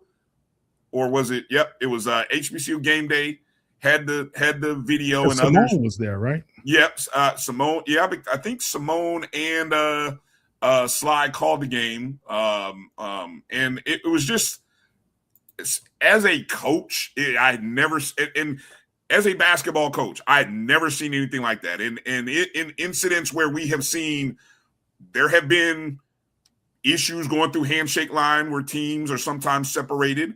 There are sometimes things that happen between players. We've seen in that basketball season, we've seen coaches literally go after officials in a very heated tone. Coach Taylor did none of that by the video from what we saw. And to see him led away that way was one of the most disheartening things I think I had seen in the entire sports calendar year. Before I get into any of the other stuff, Kyle, Steve, I'll start with you. What your thoughts and reaction? And then again, you were there for the second meeting, which even had some extra stuff happen there as well. Yeah, this was the story that kept on giving for some of us. And, I mean, yeah, it's just, I just replay it back. I just, I got word about, the coach being taken away in handcuffs, and then I got a video. And so then it's like, okay, I need to kind of put some context to this. So, I started making calls and, trying to figure out what was what. Got as best I could the facts and posted the video, and it kind of went out to the world everywhere. And there was, and once those floodgates opened, they never really closed back up. And so, like I said, like, everybody was shocked, and then I got some phone calls and got some more video, and it's unfortunate at the end of the day, but like I said, it's just the story it kept giving, because after this, we waited, and I think it was the three of us were on here talking about, waiting for Morehouse to make a statement, obviously that was above Drew's head, but waiting for them to make a statement. And then, we finally got the letter, the internal memo sent to everybody else, and that kind of reignited it too. And then we get to the SIAC championship game, and we're watching the game, and I'm sitting at the scoreboard or the scorer's table, and everybody starts looking up, and I start looking up, and I'm seeing the video of it coming again, and it just, I'm like, I don't even know what you want to do. And then there was that, and then they finished the game, and then afterwards, then you had the press conference where Coach Taylor talked about some of the things, announced the lawsuit and talked about some of the things that, the fallout that he had experienced, that he had kind of kept quiet during the season. So, man, this was, I don't know. I thought, just when you think you've seen everything, Mm-hmm. you see something new. Yeah. Kyle, your thoughts. Yeah, first of all, as an alum, it was an extraordinary event to be able to have that happen on Morehouse's campus. knowing Dr. King was about social justice, about having some wisdom and prudence about how to go about handling situations. But what concerned me more than anything else was the delay from the administration in addressing the whole incident. I know they said to alumni that we were doing our due diligence to be able to see exactly what happened, how to address it, and reaching out to Coach Taylor's family. That's what they claim. All I can say is this: it has to be handled better. Something to that nature has to be handled better. Their PR did not get back to people, especially media, in a timely fashion as well. And then, if I'm an alum and I couldn't get through, I just thought it was just poorly handled. And where it goes from here with the litigation, it's out of, I think it's really a PR nightmare. And I do not believe that athletic department as well as the administration will handle a situation like this again in the manner that they did. That's all I have to say. And if I can just jump in once more, again, just talking about the fallout and the implications of this, I got a call from, I had a good conversation with, I called to talk to Reginald Ruffin over at Tuskegee to talk to him about something else. And it was right after this. And, he and I had a good long conversation, and I did publish some of the things that he told me, and some of the stuff I just kept quiet, private. But he literally, he and I sat on the phone and he talked, that he was literally, you could hear him almost in tears talking about the impact that this has had on, his head coach, his program, and everything like that. And, especially when it got played on the Jumbotron at the game again, and how that opened up some wounds and things like that. And so it was a lot to this. I mean, even, me, again, we put the story out there first and we were kind of in the head of it. And even in the situation where the video board thing, I just happened to be right there. So I kind of got into it again. So people were giving me some dirty looks, about reporting it. But, that's at the end of the day, I think this is a cautionary story for everybody on so many levels, but also about where we are in this world where, this ain't the 1980s, 90s, or even, when I was in school in the 2000s, everybody has a cell phone. Everybody has a camera, a video camera in their pocket that can zoom in on everything that's going on. And it doesn't take much to be your stuff to be around the world. And luckily I got it, and I try to be as responsible as I could with it, and try to get as much facts as I could, even in the midst of it. But you're not always going to get that everywhere, and you can't control and you can't contain it. Once it happens, I had to tell somebody, you can't put the genie back in the bottle. Mm-hmm. And so, I think on so many levels, it was a lesson for, not just Morehouse, but everybody on, having the etiquette, being ready, being responsive. So many lessons that really need to be learned out of. I know people like to sweep it under the rug, but, and people might think that people like us sensationalize it, but, these things are going to be out there, and it's better for us to contextualize it and, have the information than to duck and dodge us and let other people come up with other narratives, so much of that. That point right there, Steve, is a great point, because you saw how the national media, all of a sudden, they took over. Yeah. From the ESPNs to the Yahoo to whoever, Bro Bible, and I'm like, you guys, why are you guys making comments about it, right? But the reality is this: it was poorly handled, and hopefully there's a way that all of the conferences as well as athletic departments can learn how to be able to train the people better, especially the security people, in handling sensitive situations. Because, like you said, everybody can become a reporter because everybody has a cell phone, and all you have to do is hit video or photograph a situation, and then other people will contextualize what's going on. So you're right. Let's keep it within the HBCU family. I think you guys did a great job at really getting the story out to the people. Somebody brought up a great point in the chat that this happened during the period when the ICE situation, when ICE incidents were happening in Minnesota. So yeah, the national media was I mean, any time there was anything that looked like an unlawful detainment, that was on the radar. And then you go to, wait a minute, this is happened. Did something happen in a sports venue? I mean, this is a safe space usually for, you know, basketball coaches and players. And the one place where, you know, you're kind of, there's a decorum, so to speak, is the handshake line. Now, you know, we're not, that's a whole nother story about handshake lines and whether we should or shouldn't have them and all that. That's a different debate, but they do happen. And in a conference game, matter of fact, between two of the premier historic institutions of the conference, Martin Luther King's alma mater.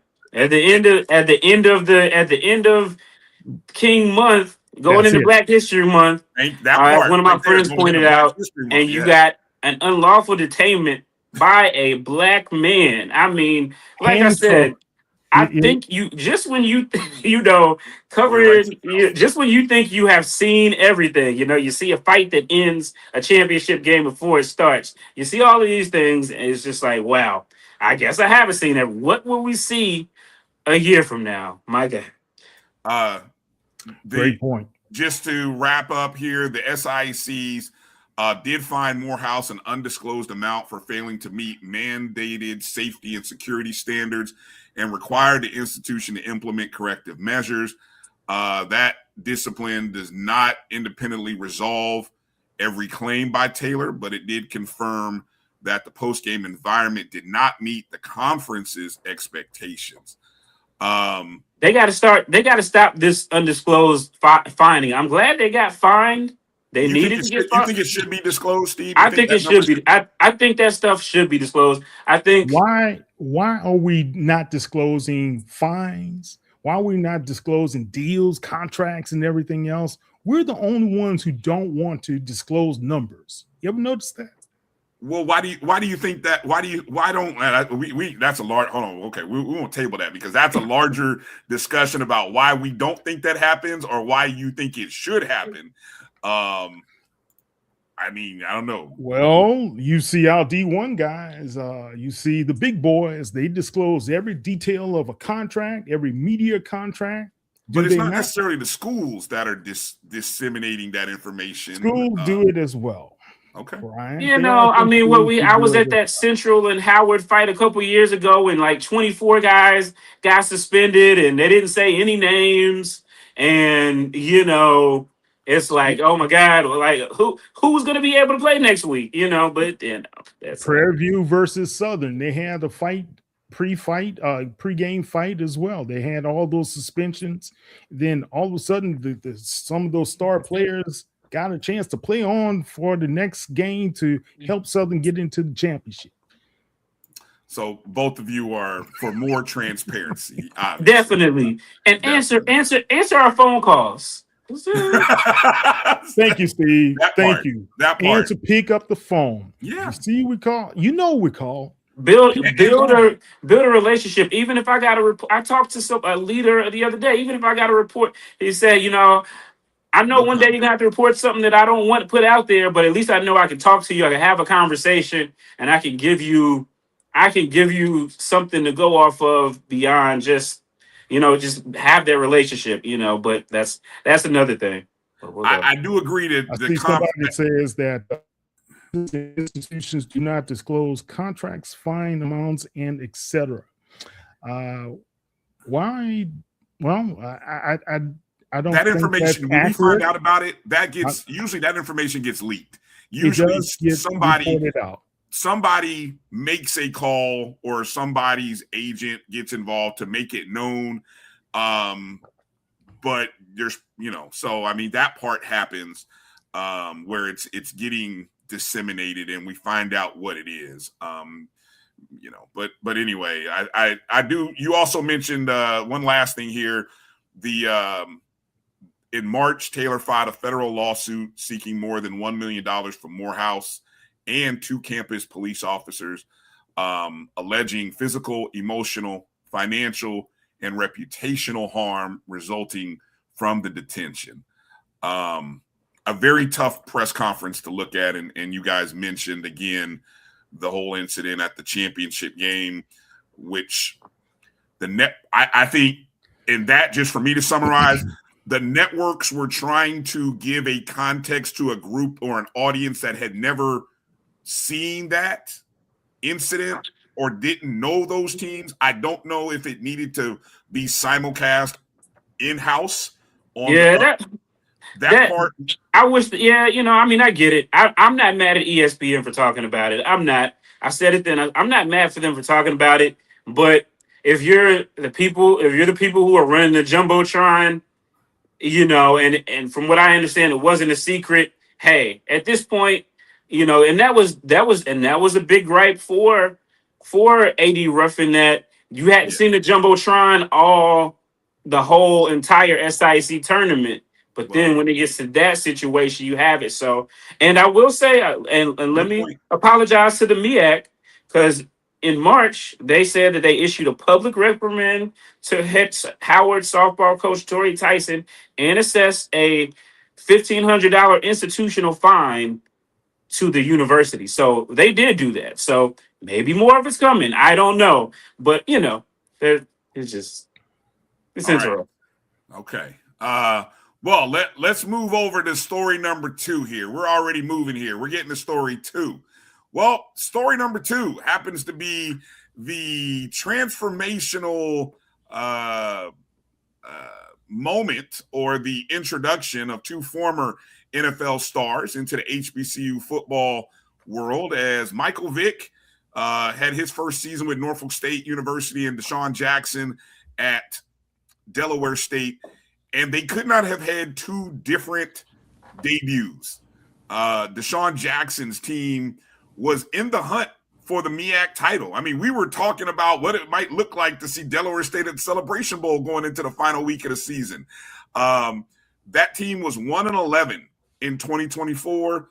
They were 8-4, contending for the title in the final week of the season. Michael Vick's team, unfortunately, did not have the kind of success, as they finished 1-11 overall. I believe it was a 10-game losing streak to end the season, 0-5 in MEAC play. Start with you, Steve. What was the impact when we look back on it for year 1 for Vick and Jackson? It was good for the bottom line over here for sure. I mean, they might not have won it. They might not have won on the scoreboard, but we did some winning. In terms of attention for Norfolk State. We went to the first game that he coached in, and obviously people, a lot of people thought he might have a level of success, based off the fact that Norfolk, had some, they had some talent coming back, and a lot of people felt pretty, felt like they might be a sleeper, but they never woke up. But it kept Norfolk relevant. They had the attendance. Their attendance went way up, so that's important. I mean, you're talking about a Norfolk State program that's, again, never really been a consistently successful football program since the 70s. So it's a bar. It's got to get raised. They got to do better this year. But I mean, again, just in terms of people talking about an interest there for Vic, for sure, at Norfolk State, it definitely brought everything up. And then Deshaun Jackson, I mean, I actually had to go to a game at Dover, Delaware. I never thought that was going to happen. So, a meaningful one in late November. So, Obviously, people, were, kind of, they opened up some eyes early, and it was a great ride. So, yeah, I think for the MEAC, it's just interesting seeing the MEAC being the celebrity coach league now. When the SWAC had some celebrity coaches, some of the MEAC folks were thumbing their nose, and also the subtle undercurrent of the veteran traditional coaches versus these NFL superstars that we saw at the Celebration Bowl. So it played out all year long, and yeah, I think it was good for the MEAC. Kyle, your thoughts? Next time, Steve, can you send some of that bottom line over here? Look, man, Deshaun Jackson, I think that story within itself was very significant. What he was able to do to get the talent, to get some of those young men from the California area to come all the way to Delaware to play for him, that was pretty good, as well as assembling a really good coaching staff. Not so much on the Norfolk State side. The coaching staff went through some turmoil, right?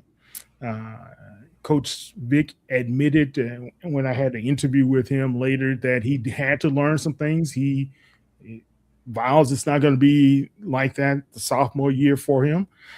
And I can see that. There's a possibility for him to improve, but there's a lot of room for improvement there. Can the Hornets have a repeat this year? I'm not so certain about that. They lost some good talent. But it doesn't mean that Deshaun Jackson didn't recruit to get some new talent to replenish those guys, right? So if Michael Vick, here's the bigger question. If Michael Vick does not win again this season, is he still going to be in Norfolk? Right? That's the bigger question. He'll be back on TV. If people still come, he'll be there if he wants to be. If he wants to be, long and short of it. And I think that's the key. If he wants to be, right? But he's gonna get it. He's gonna start off the season with an L against Winston-Salem State. We're gonna continue his misery. I'm just gonna tell you that right now. Y'all go ahead and clip that. But Torrey Woodbury got to slide in there and knock him off. But I hope. But after that game, I hope things get better for them. Because I do think that he's there and he cares, and he didn't come to show up the way that it showed up last year. So outside of that first game, I'm looking for redemption for him. So we'll see. Yeah. Only thing I would say, guys, in my opinion, I don't know if that's the number 2 story of the year, in my opinion. But I think Vic has to put a better program together this season. I think you does that translate into 2, 3, 4 wins versus 5 or 6 more wins? No, I don't know. I don't see it. But I think all in all, it's a great thing to say we got some NFL guys, but like you said, there were a lot of guys who were looked over. And even in the press conferences, look how Chinesbury and some of the longtime guys were barely asked a question. So those things I think will be rectified. And I think also looking at this year coming up, it should be pretty entertaining in the MEAC. Drew, your thoughts? I was at the SWAC Media Day when Coach Prime was hired, that first one, and the buzz that was around that. I was also in Baltimore this past summer when these 2 guys were introduced and the buzz around that. And like Kyle said, everybody wanted to interview. Well, Kyle, at least during Media Day, there was only one person everybody really wanted to interview. And that was Vic of the 2. D-Jack was kind of like, by the way, we going to bring you over there, and D-Jack was the only one who was dressed down. We'll just say it like that. at the media day. So just throwing it off at that. 47,000 in Philadelphia. And then you talk about things you didn't think you would ever see, Steve. Did you ever think you would see 47,000 for Norfolk State versus Delaware State in any place? On Thursday night? Nah. On Thursday night, any place. Yeah. Any place. Good point. All right. And the fact that Norfolk has the second largest stadium,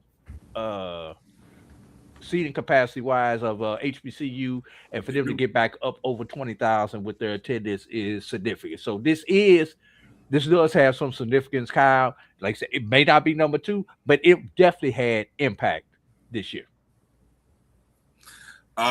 Very quick. Will either over 6 wins for D-Jack or Vic? Will either have over 6 wins this season? Kyle, yes or no? One will, yeah. And I believe that will be Delaware State. Okay. Steve.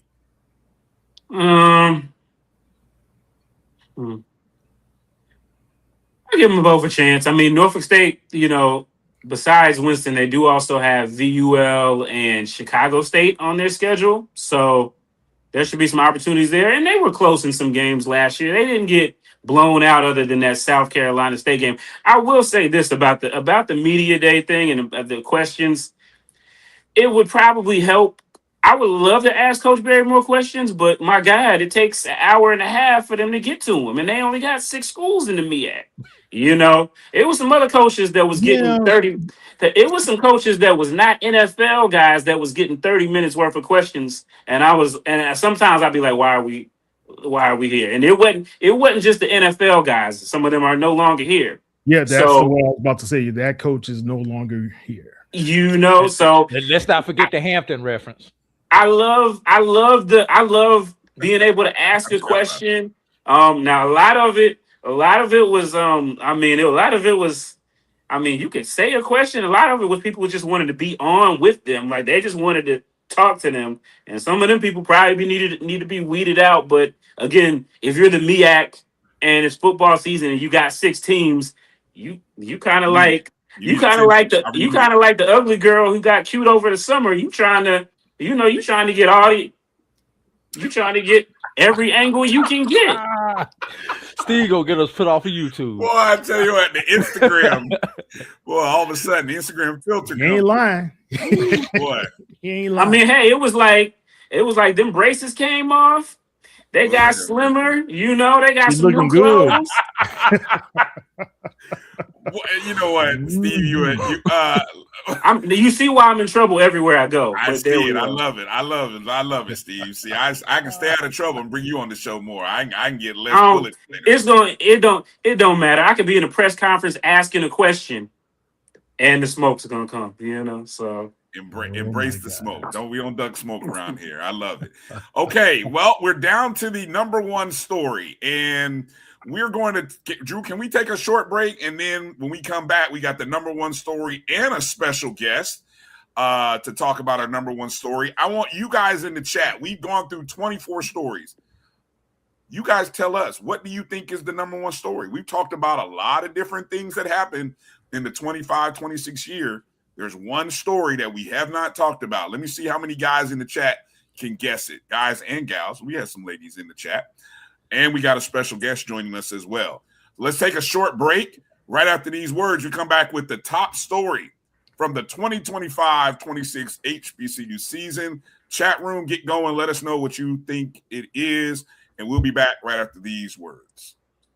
If you've ever told yourself, I want to get into real estate but don't know where to start, here's something just for you. From Friday, July 31st to Sunday, August 2nd, the Learn Real Estate Fast Masterclass is coming to McKenzie Office Park in College Park. You'll learn wholesaling, commercial investing, and how to purchase property with zero money or credit. I can tell you, education and access are everything. This masterclass is designed to give you both. Whether you're brand new or ready to level up, this is where you start making real moves. Enjoy free lunch, free study materials, and receive a certification of completion. So don't wait. Seats are filling fast. Do not sit on the sidelines while others build wealth. Take that first step toward ownership and legacy. Get your tickets now at learnrealestatefast.com or tickpick.com. For more information, call 678-859-3333. 877-303. Master the market, build your legacy, secure your future today.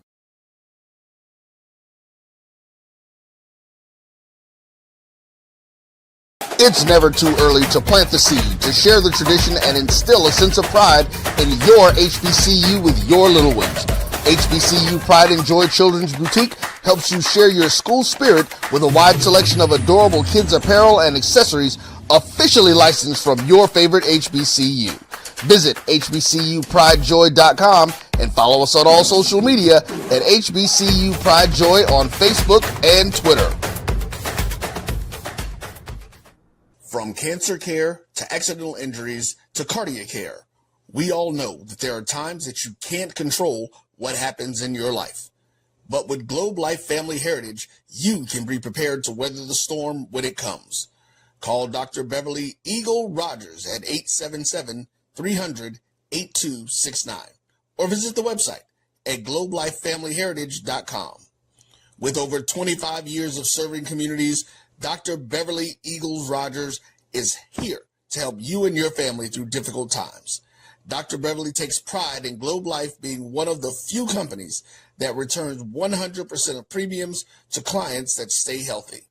So for more information, call Dr. Beverly Eagle Rogers at 877-300-8269 or visit the website at globelifefamilyheritage.com. For over 30 years, HBCU Image has been more than just an apparel store. We've been a movement, a statement, a legacy. We celebrate the pride, the purpose, and the culture that make historically black colleges and universities legendary. HBCU Image, a Kenny T's company. You're looking for the latest information on Southern University sports, the Southwestern Athletic Conference, and HBCU athletics. There's only one place to go. Tune in to the Carlos Brown Show, exclusively on the Black College Sports Network.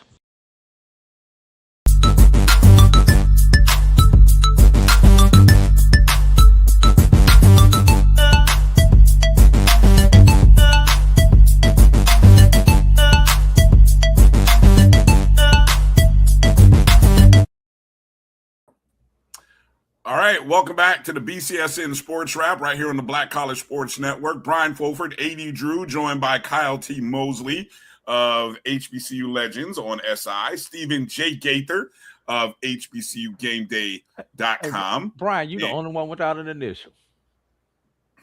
I assume I'm working on it. I'm working on it. I think going into the new football season, I will debut the new name with my middle initial beginning at SWAC Football Media Day. I'm just waiting to get the cards printed and going with that. So it's coming. It's coming. I'm very envious of all three of you guys. But anyway, some of the folks in the chat who are guessing the top story might have been a little late here. Let's see. You're a little late. Die Gregory Land. Harlan Hill winner was actually story number 5. Johnson C. Smith winning the CIAA was actually part of story number 4. I don't think there's any other good guesses in there. You had one. I hit it. Oh, you Blue Jacket. Yeah. Blue Jacket for life. You guessed it, Blue Jacket. Our story number 1 for the top story of the 2025-26 year was the amazing Celebration Bowl championship victory by South Carolina State, in which we were given a classic, instant classic. Maybe, I don't know, we can debate for another day whether it was the best. I remember there was another game that went into overtime that was pretty doggone good, where a team was undefeated, and that didn't happen. But anyway. And then don't forget the joystick game. The joystick had 100 game. points between two teams. Exactly. So you got those memories. But for year number 10, we got a classic as South Carolina State rallied from a 21-0 halftime deficit to Prairie View A&M with the backup quarterback coming off the bench. And we got a 4 overtime masterpiece in which they ended up winning 40-38. All kinds of various moments. Can I stop right there at that 4 overtime? Yeah. Both teams had an opportunity to win it, in the previous overtimes before we even got to the fourth overtime. That's what makes the full overtime part of it so much more dramatic. Correct.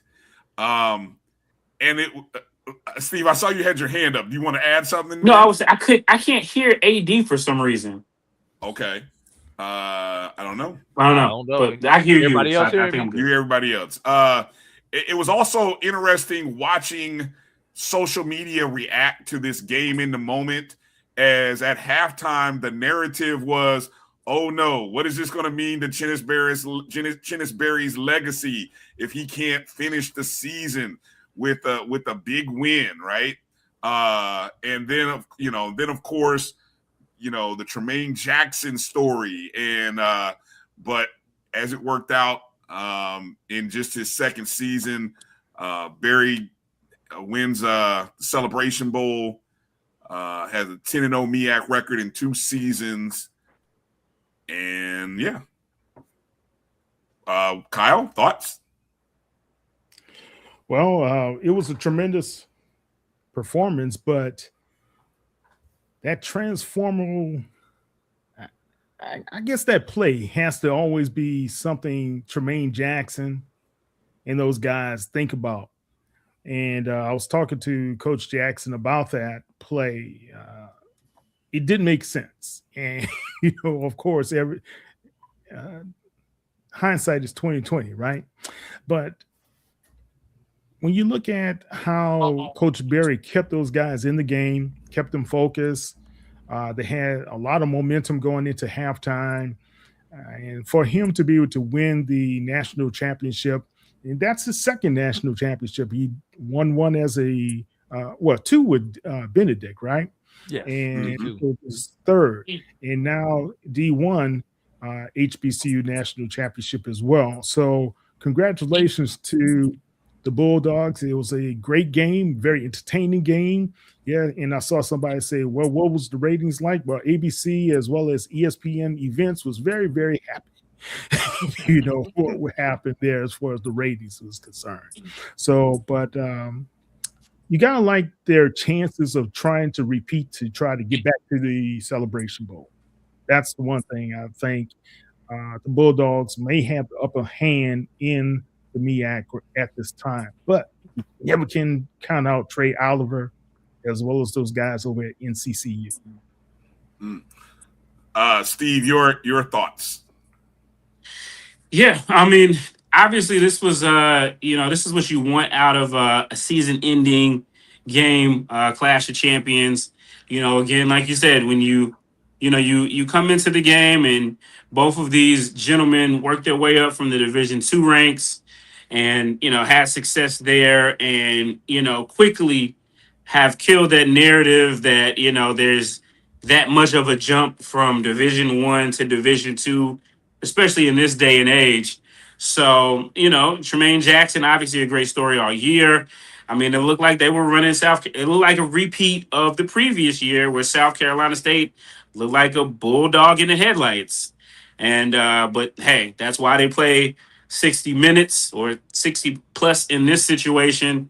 And South Carolina State came out with Stubblefield. I was thinking about the previous quarterback, Stubblefield, and he kind of played his position all year. This was, I think, the 5th South Carolina State game I had seen this year, and he just kind of kept his head up. Coming into the season, he looked like he was going to be the guy, and then he kind of fell back on the depth chart, but he kept his head up and kept going. And I think it just it exemplified everything that we've come to know and recognize about Coach Berry. Grit, determination. You hear the 1-0 mantra, and I'm a guy, I don't like cliches, but I really feel like when he says that, it's it's not really a cliche to him. It's a lifestyle. Now, if I never hear chop wood, carry water again, I'm gonna be personally happy. But hey, it's work. His formula works. It worked at Benedict. It worked at It's worked at South Carolina State when people were saying, how's he gonna come in here with these D2? He's the D2 coach and these D2 players. And I mean, if you go back and look at how not only the fact that they have run through the MEAC, but also how dominant they've been. I think their average margin of victory, I did the numbers, is over like 23 a game.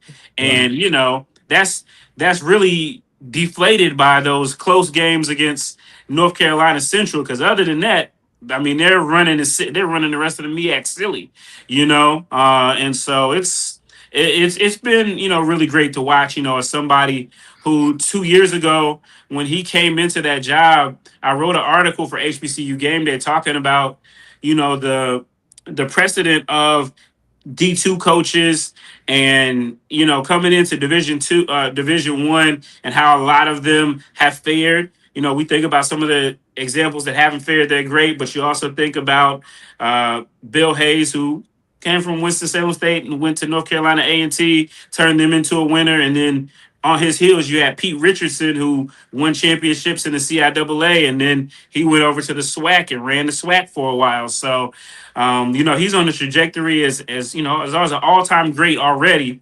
And, he still has a lot more in the tank. So can I just add this in? A lot of people overlooked him.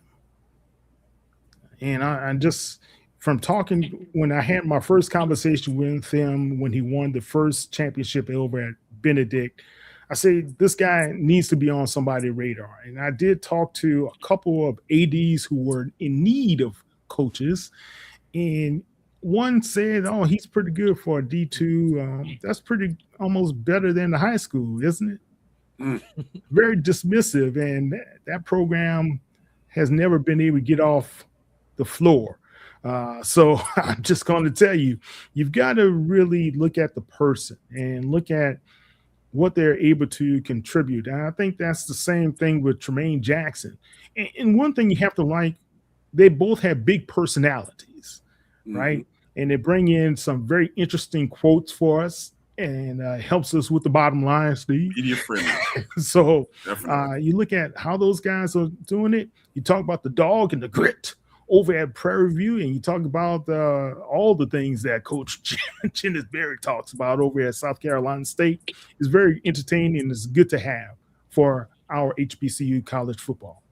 Yeah, and if I can jump into, I really appreciate that because I got a sense, looking at just, being a student of history as well as what's going on right now, things kind of come in ebbs and flows. And before we got to the celebrity pick, everybody was looking for the guy with FBS Division I experience and this kind of cookie cutter coach that didn't really give you a lot of personality. They went away from the Alvin Sean Wyatts and went to and the Bill Hayes and those guys, and they kind of went to those cookie cutter guys.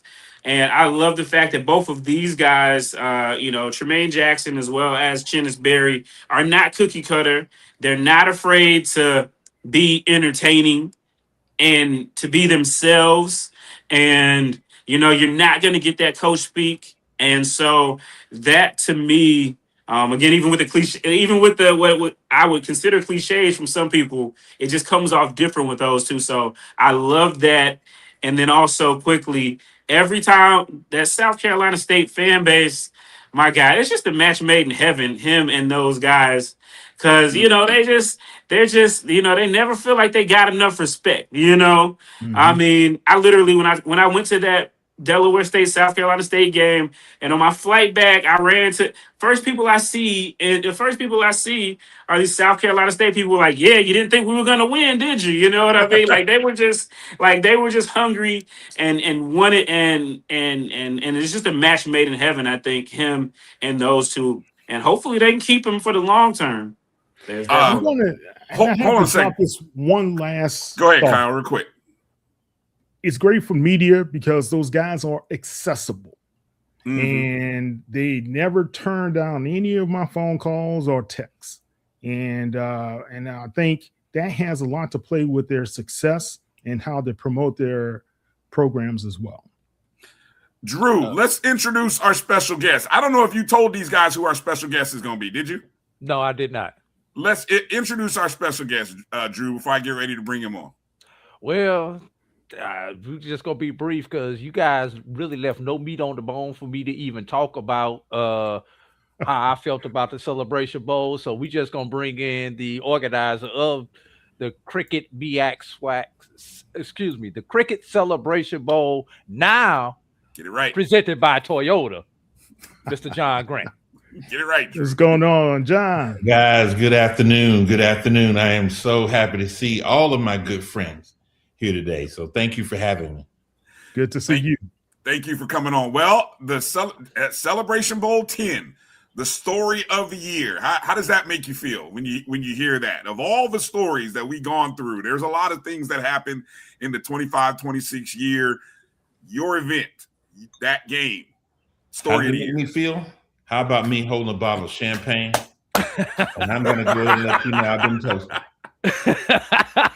That is beautiful. That was not solicited, ladies and gentlemen. I love it. I love it. Go ahead. I'm sorry, Brian. No. Go ahead, sir. Go ahead. I was going to say, look, first, I want to thank you guys, for the outstanding job you do collectively, but also individually. You all have been tremendous supporters of what we do. Tremendous supporters of the universities that are involved, the athletic programs, the coaches, etc. That work hard every year to get to our national championship. And so I want to thank you for that. And then secondly, I want to thank you for this acknowledgement. What a game. What an experience. I will tell you that I am certainly proud of both coaches. They did an outstanding job. And to have a game that I will tell you at one point, I thought in the first half, I was up walking through some of the suites and Prairie View scored again and the score was 21-0. And I sat down and I told the guy, oh my gosh, this is going to be a blowout. But more important, I was thinking our viewers are going to go away. But then to see what happened in the second half, both teams played extremely well, and to come down to 4 overtimes. And during that time, each team had a chance to win. Mm-hmm. So, in each of those, missed chip shot field goal by Prairie View, and then some missed opportunities also by South Carolina State. But to have that come down to a game that went into 4 overtimes, our viewership peaked at 3 million. Averaged out at 2.3 million. I would imagine that peak came in the 4 overtimes. But again, thank you all for that acknowledgement. And again, what an outstanding experience for those that were there and you guys that covered it. I'm glad you mentioned that, Mr. Grant, because I was going to ask you where and I don't know if you're able to if the metrics tell you where exactly it peaked, but I know from a social media standpoint, there were probably a lot of people who kind of walked away from it a little bit, but I know the buzz picked up somewhere in that third, fourth quarter, where all of a sudden it was like, yo, get to the TV because we got a game now, especially when they tied it up at some point when they tied it up at 21. So do you get that kind of information in terms of like where exactly it peaked? We do, and it actually peaked near like midway fourth quarter. Okay. That makes sense. Because that's when people were coming in. We've got a football game. It's a tie game. And we saw the numbers starting to increase at that point. And it actually peaked out at the 3 million at the second overtime. Nice. Kyle, you got any questions there for Mr. Grant? But John, I just want to know, from your standpoint, and I guess everybody wants to know, can you repeat this? We want to know if you can be able to bring us another Celebration Bowl like this.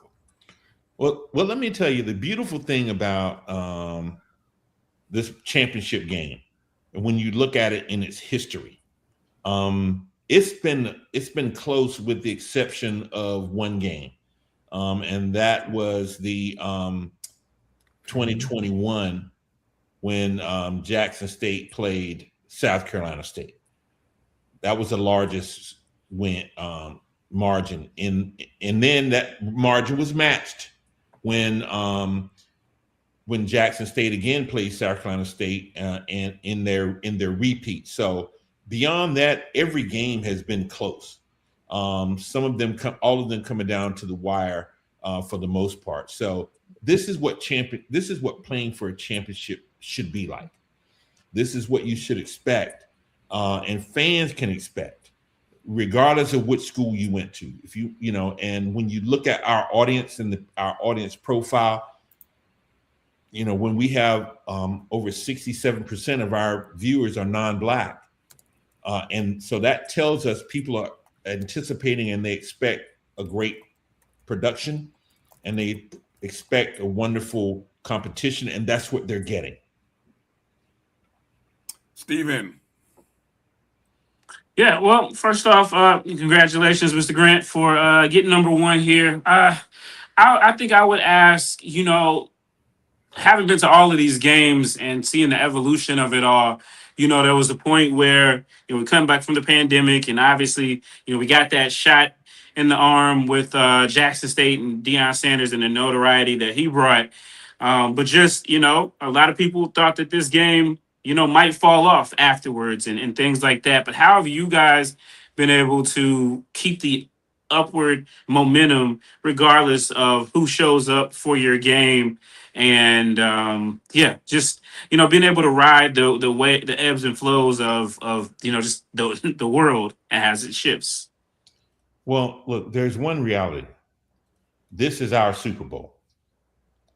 There isn't another one for us.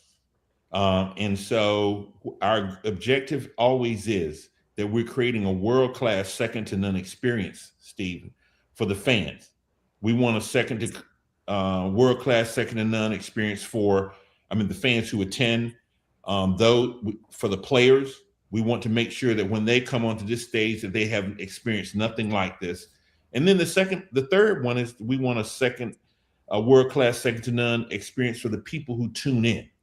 All of those factors are important. And we also want to make sure that you guys, our media, also have a tremendous experience. That's why we feed you well. We provide, make sure the accommodations for you are there, that it's an easy engagement, and that you can walk away going that you have the same kind of experience that the fans do, although you're working, but it makes you want to also come back and be a part of that as well. Drew, what you got? All right. First of all, once again, congratulations, John, for what you've done. Now, you've had a big announcement recently, also with the partnership with Toyota. So my question is going to revolve around that. Do games like this, or did this game help push that partnership over the edge because they are able to see those metrics and some of those things when you have these type of classic games? Do things like that help push these kind of deals with national sponsors, John? Well, what matters when you talking to major partners, first and foremost, we talk about scale. Scale comes with viewership. There's no stadium in the world that has 3 million people that can house 3 million. So if, Mercedes-Benz Stadium if every seat is sold, every seats about 64,000. So, we configure it to handle just about 38,000. That's the configuration that we use. So does it help? Yes. We were fortunate this year that the representative from Toyota was at that game, was down there on the sidelines for the 4 overtimes, was in the booth right there at the end zone for the play that, some people say is controversial, but I think the fact you got to have one of those in your game. That's why people keep talking about it. But that AD, yes, it does add to the fact that you have championship football. And let me say this again, championship football at the highest level. So when you're in the mix, as we are with the college football playoffs, because we're in the mix with them. Our game opens, the opening for our game is College Game Day. We follow right after them at 12 noon when they end. So they lead into this game talking about our game as a championship game. So when you put all those factors together, that we're a part of bowl season, we're part of championship season, and the final point that I'll make, we have to keep in mind, we open the Cricket Celebration Bowl presented by Toyota opens the most watched 2 to 3 weeks of college football all season, and that's with bowl season. But we open it with a championship. So the first game of the bowl season is a national championship. The last game of bowl season is a national championship. And we, meaning HBCUs, our fans, our alumni, our supporters, are in the most unique position that we've ever been in history. Mm-hmm. And we have to learn to appreciate the moments of where we are to assure that this moment is still here 50 years from now. Well said. So the people who say, well, my team is not in it, are short-sighted, because you want to support something that your team could potentially be in. Well, you know, and if that's okay, if you don't come, tune it in. If you have to run an errand, turn your TV on anyway. And if you're coming to Atlanta, time your TV to come on so while you're out of town, because that counts as well, whether you turn it or not. Turn the TVs on. That makes a difference for us. We must.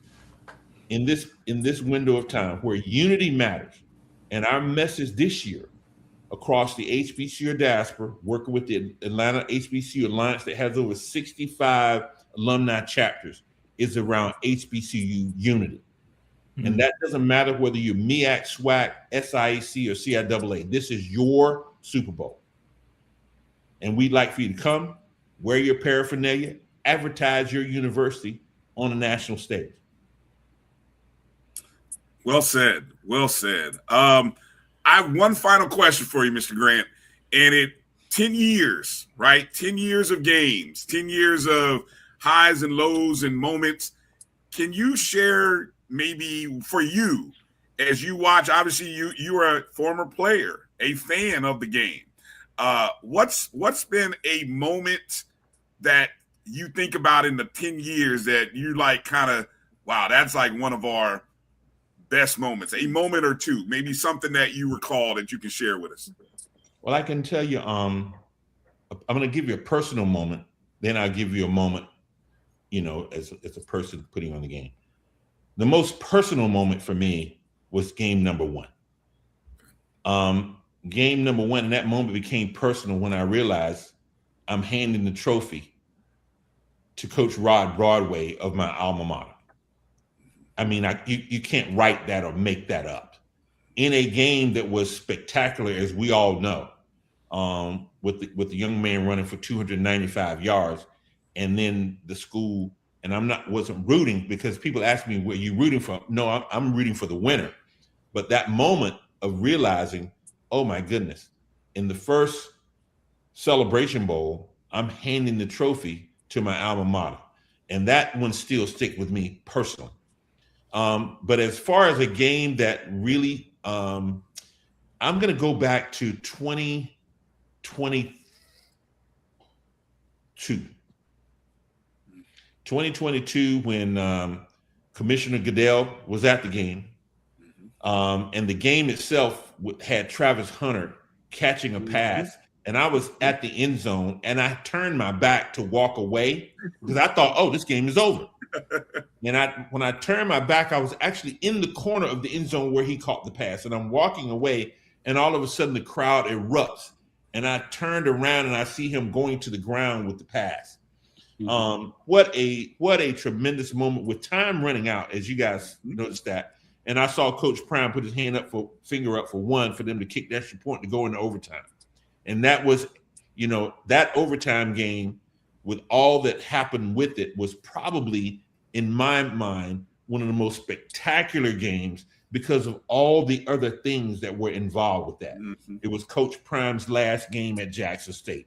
It was a game that, you know, had all the elements because you had Travis Hunter playing in that game, and that was his first season. You had Shedeur Sanders with what he was doing, and you had an overtime game against a North Carolina Central team that just would not go away. And so that one was probably my most personal moment.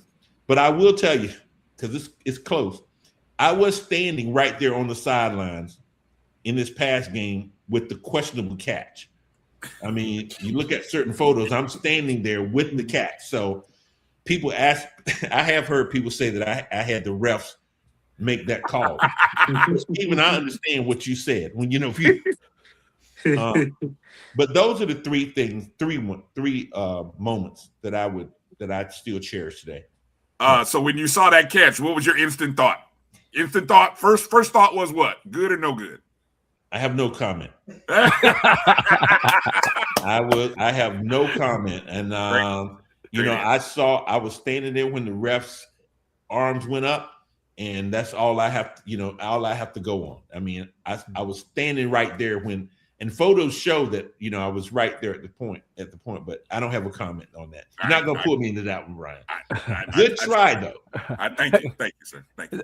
John, before we let you get out of here, anything else surrounding any of the 3 events that you want to, since you have the platform here, that you want to put out today? Thank you, AD, for that. As you can see, I'm wearing our pin for the Cricket MEAC SWAC Challenge that will be on August the 28th, presented by Toyota. This is our first marketing piece of material that's going out, other than the printed material with their brand on it. We are really excited about this year's event to be a part of the opening of season. And we're excited about it for a number of reasons. Number one, I'm excited about the fact that there are a lot of games happening. So are we, people ask me, are we concerned with that fact? And I'm going to say no, because number one, we're still in Atlanta. This is the center of the universe. And we're opening the game in prime time on network television on ABC, and we're a part of the of ESPN's or ABC Saturday night college football live on ABC. So that, along with we've got Alabama A&M, who haven't been here in a while, going up against Howard. Thank you so much for that. It's going to be a tremendous weekend. So it's a tremendous, and we're going to be working with BCSN. We're going to have TV monitors set up out there for people who come to our fan experience, but who want to watch their teams play. So you'll be able to watch your game, have fun in our fan experience, and engage as well. And then join us at 7:30 p.m. at that stadium. Also, guys, we got a lot of great things this year. This is going to be a fantastic year for HBCU college football. And I know you guys are chomping at the bit like I am. All of us. I mean, we can't wait for the season to start. Brian, I know you're going to be down at Florida A&M calling that game. Kyle, I'm not sure where you're going to be. And I think, Stephen, you're going to be up in Norfolk State. I already heard you declaring your win up there. But think about what I just laid out.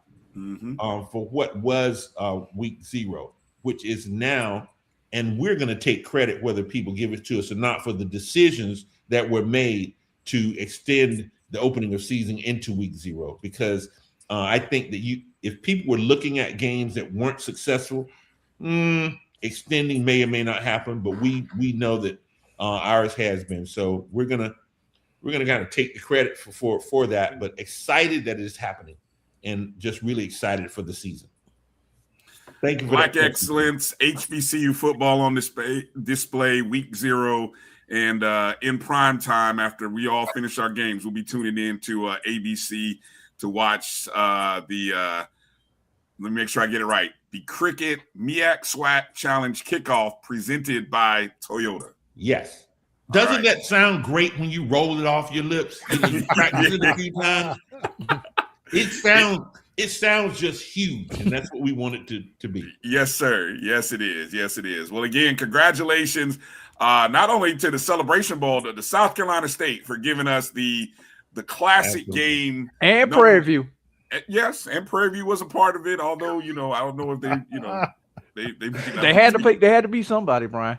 Well, they did. They were a part of the moment, although, that is what it was. So, again, Mr. Grant, thank you for your time this evening. We really appreciate you taking some time to join us as always, and all the support that you give our show, the Black College Sports Network, all of us, media space. Go ahead, Kyle. You got a last one? John, since you have a nice lapel pin, I was wondering, will media be getting one of those this year? Yes, those that are present. I'll be there. Be coming over from Kyle. I know you're going to shot fired. Yes, the game. No, seriously, the answer is, you raise a good point. We'll be happy to send some out to our media partners. We want you to wear those. Yes. Excellent. Thank you, All sir. right. Thank you for everything that you do. Thank you, guys. All right. Appreciate Thank you, Mr. Grant. Be well. All right. Always good stuff. That kind of brings a nice little bow to the stories of the year. Just to recap again, for anybody who might have missed the top 5, again, story number 5.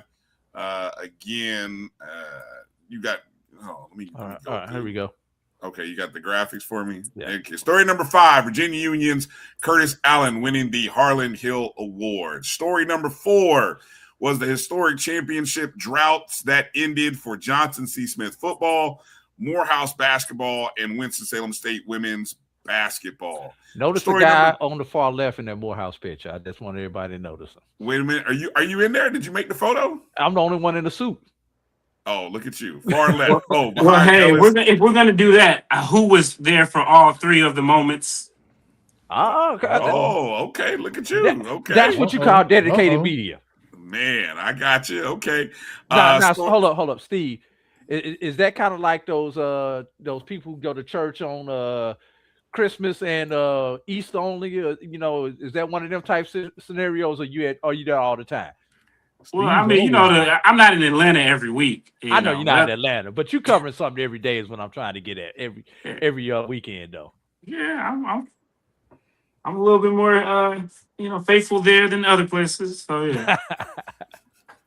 yeah. Story number 3: Tuskegee head men's basketball coach Benji Taylor handcuffed following the game between Morehouse and Tuskegee. Story number 2: Michael Vick and Deshaun Jackson's first season on the HBCU football circuit and all of the transformative things that it meant to their program and just the national attention. And story number 1 was South Carolina State's Celebration Bowl Classic victory over Prairie View A&M in 4 overtimes. How about Morehouse coming in twice? We have 2 stories in the top 5. Yeah. I mean, y'all got an inside track though. Come on now. Hold up. Oh, there's some it's not like I voted on any of these. You just can't let us have one, right, Steve? We just want one. Hey, Kyle, we ain't gonna talk about the Winston-Salem articles that we get on HBCU Game Day just out of random. Well, now that I think about it, the HBCU flag football women's national champions were not on this list. Top 25, back to back. Ooh. Yeah, well, see, there you go. Well, there you go. Label me as one who didn't know that was even a sport. The person who said flag football was gonna hit it off over 3 years ago. Who, you or Steve? Me. Oh, I said I told everybody. But we got a dynasty going, Brian. You better wake up, man. I know you don't pay attention to the D1s, but we got a dynasty going. Well, and now that the I'm gonna claim that championship. The MEAC now has will we see any CIAA teams take on these new MEAC schools that are starting programs? Will we see that happen? It'll be interesting. I don't know quite yet that it's a division thing yet. It would be at least one more year before it's it's still the emerging sport for at least one more season. Okay. So yeah, I mean they could come to the mother conference and get smoked. I tell you what, I have learned more about Winston-Salem State over the last few years, last season or two, than previously. So so credit to the Rams for making news in positive ways, and obviously some of us. Yeah. Well, yeah. Can I say the most shocking thing out of our top 5? Yeah. No Jackson State, no FAMU. There is that. Now Well, there was because now that game that did not happen, that game that never happened in Atlanta that one might still be on here. Like because that one helped the pockets too. I mean, might have cost the man a job too. Who knows? It might have cost the coach a job. FAMU and Morehouse were good for the FAMU and Morehouse were good for the pockets this year for sure. Do you know? I tell you, boy. Anyway. Tigers. Well, hey, again, be looking out. We'll make sure in the post I'll put the top 25 listing there in the description of the show, so that way you guys can go back and references. I don't know, maybe we'll get our editors to kind of clip all the various segments that we have done over the past 5 weeks into one show. Yes, for Israel, that's his top 5. Jackson State folks. Look, I tried to tell them it wasn't winning the back-to-back wasn't the story. It was last year was the story. Last year was the big one, which was a top moment. I mean, honestly, be real. They came to our house and beat us. That was the story. Doing it a second time was just like icing on the cake, and it's like whatever. The story with the second time, like Steve said, was because the game was supposed to happen 6 weeks before it happened, probably FAMU had already checked in and was already ready to go on. Yeah, we got a couple wins under our belt, man. We were rolling. Man, listen, I mean, from the second loss occurred. From the announcing somebody the week before. From the announcing somebody else's game to now we're gonna be to Atlanta, to everybody looking for the tickets, to the week of the game. Yeah, we're not gonna have a game. To the way that it goes. Yeah, no, that should be a big story. Yeah. I'll tell you what I remember about that game. I remember having that conversation with Mississippi Valley State's athletic director at SWAC Football Media Day. And her oh my God, their name slips my mind right at the moment, but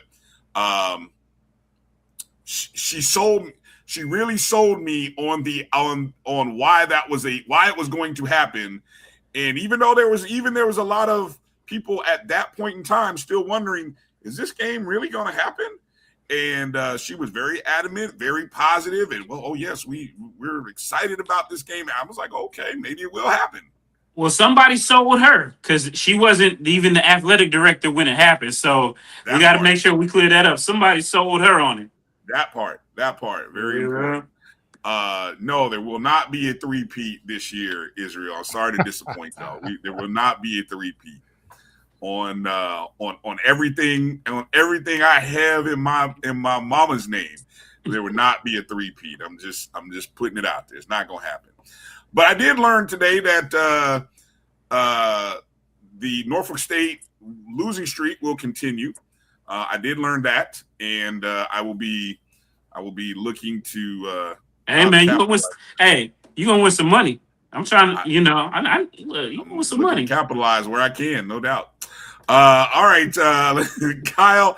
Let people know where they can find you, social media handles, any stories or things you got that you're working on. All right, guys. First of all, thank you for having me on with you guys this Sunday. Stephen, thank you for all that you've done for HBCU Sports as well as Bryan and A.D. You guys do a great job, man. HBCU Legends. Go to HBCU Legends. The social media handle is just that. You can also find me on at KILT Mosley. Yeah, because my KT Mose was hacked. Guys, there's a lot of that happening around. That got me worried. I got hacked at the celebration before the celebration. Do not vote on anything somebody sends you something to vote on. Do not do it. They stole my identity and everything, and X is no help at all trying to get your account back. So 4,000 followers are gone. So back to square one. So go to Kyle T. Mosley. Go ahead. I'm sorry. Oh no, I was gonna say I'm gonna have to get back. I'm gonna have to get with you because they got me too, but I did get my Twitter back. Yeah, I kind of was going through a little depression there. But That's yeah. good. So, but yeah, so we'll work on that.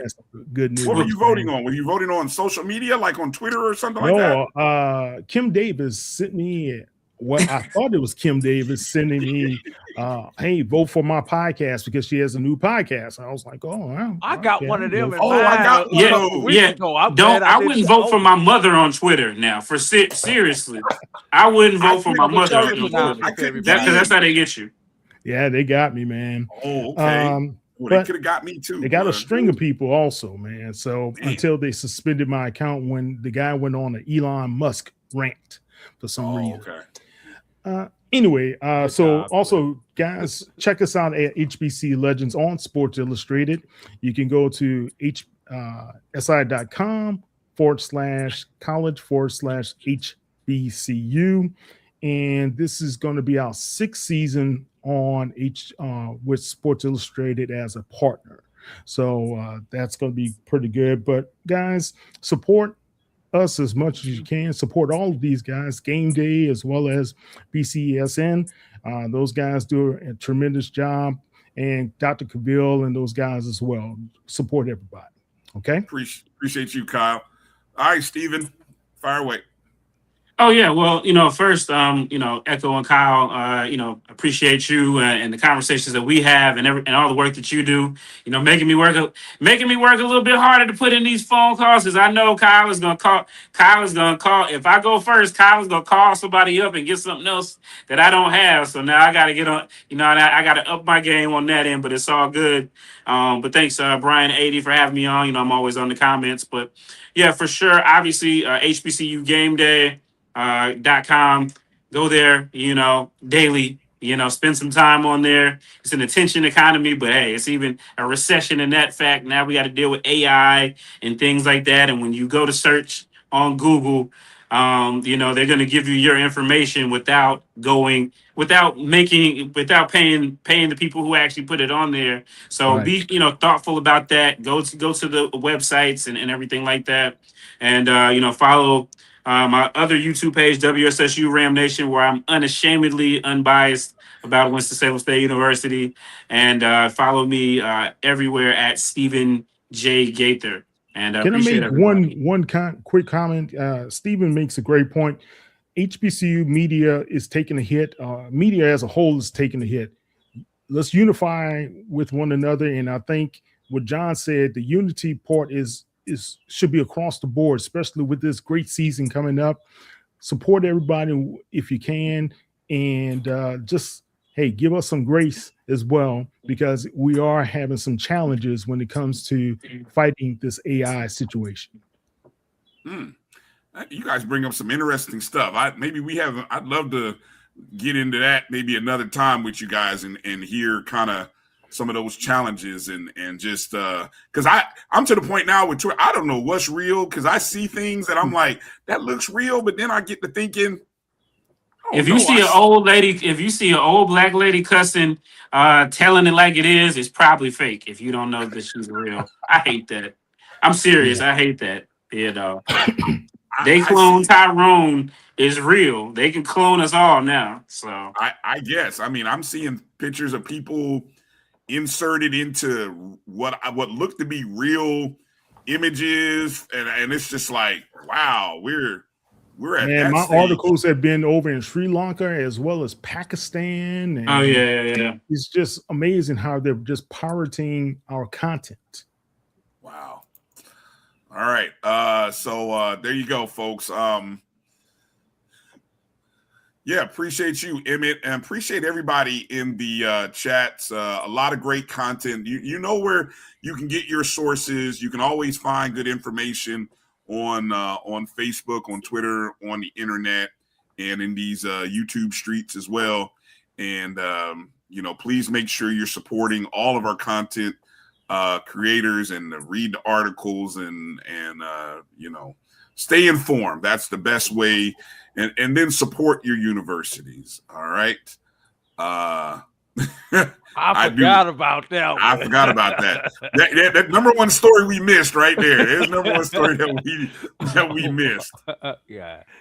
There you go. Before we get out of here, I just want to thank Steve and Kyle for answering my call when I asked them guys to come on, because and part of the reason I asked you guys to come on as we went through our top 5 stories is because I knew each of you had covered these stories and had did tremendous work either on video or written or both with these stories and everything. So I figured why not bring you guys on to kind of bring your perspective of these stories, whether you agree with us or not that they were the top 5. I just Morehouse to get you guys Morehouse at number 1 and number 2. But also on a personal level, when I do reach out to you guys, be it when I'm doing work with ESPN or doing work with Morehouse, or just in general, you guys are usually receptive, and you take my stuff, whether you run it directly as I have written it or use it as part of another story that you guys are doing. So I just want to thank you guys for doing that, because although I would love to write like you guys do, I do enough writing with my 9 to 5 for Morehouse where I don't really have the time to get into some of the stories that I would really love to get into. But one day, hopefully, I will they hire me an assistant so I can do a little bit more writing on that's back what on I'm the talking HBCU about. level like I used to and everything. Hold on, but man. I just want to thank you guys for the work that you guys do and telling our stories and everything. Fellas. You mean Morehouse? We added some extra money to the budget. What's going on? Well, what budget you saw? Wishful thinking. I think that was going on over there. That was Brian, get us out of here before I say something. Exactly. Thank you. Yeah, we don't want him to have more time on his hands. I don't need time that bad. For Kyle T. Mosley, Stephen J. Gaither, he's A.D. Drew. I'm Brian Fulford. Thank you, everybody, for watching. Make sure to find us. BCSN Pod Zone, the podcast of this show, along with all the shows on the Black College Sports Network, is available on Spotify, Amazon Music, iHeartRadio, Apple Podcast, and more. So that's going to do it for tonight. You guys be well. Have a great week. And next, we start the new calendar. July coming up. We will not do a show next weekend, July 4th weekend. We'll probably, again, we'll figure out something, but we will not be live next Sunday. So probably in a couple weeks, we'll be back. So you guys have a great 4th. Be safe. If you start with 10 fingers and 10 toes going into the weekend, please make sure you come out of the weekend with 10 fingers and 10 toes. That's my only public service announcement that I can give. Be safe, have fun, and we look forward to seeing everybody all fingers and toes in a couple weeks.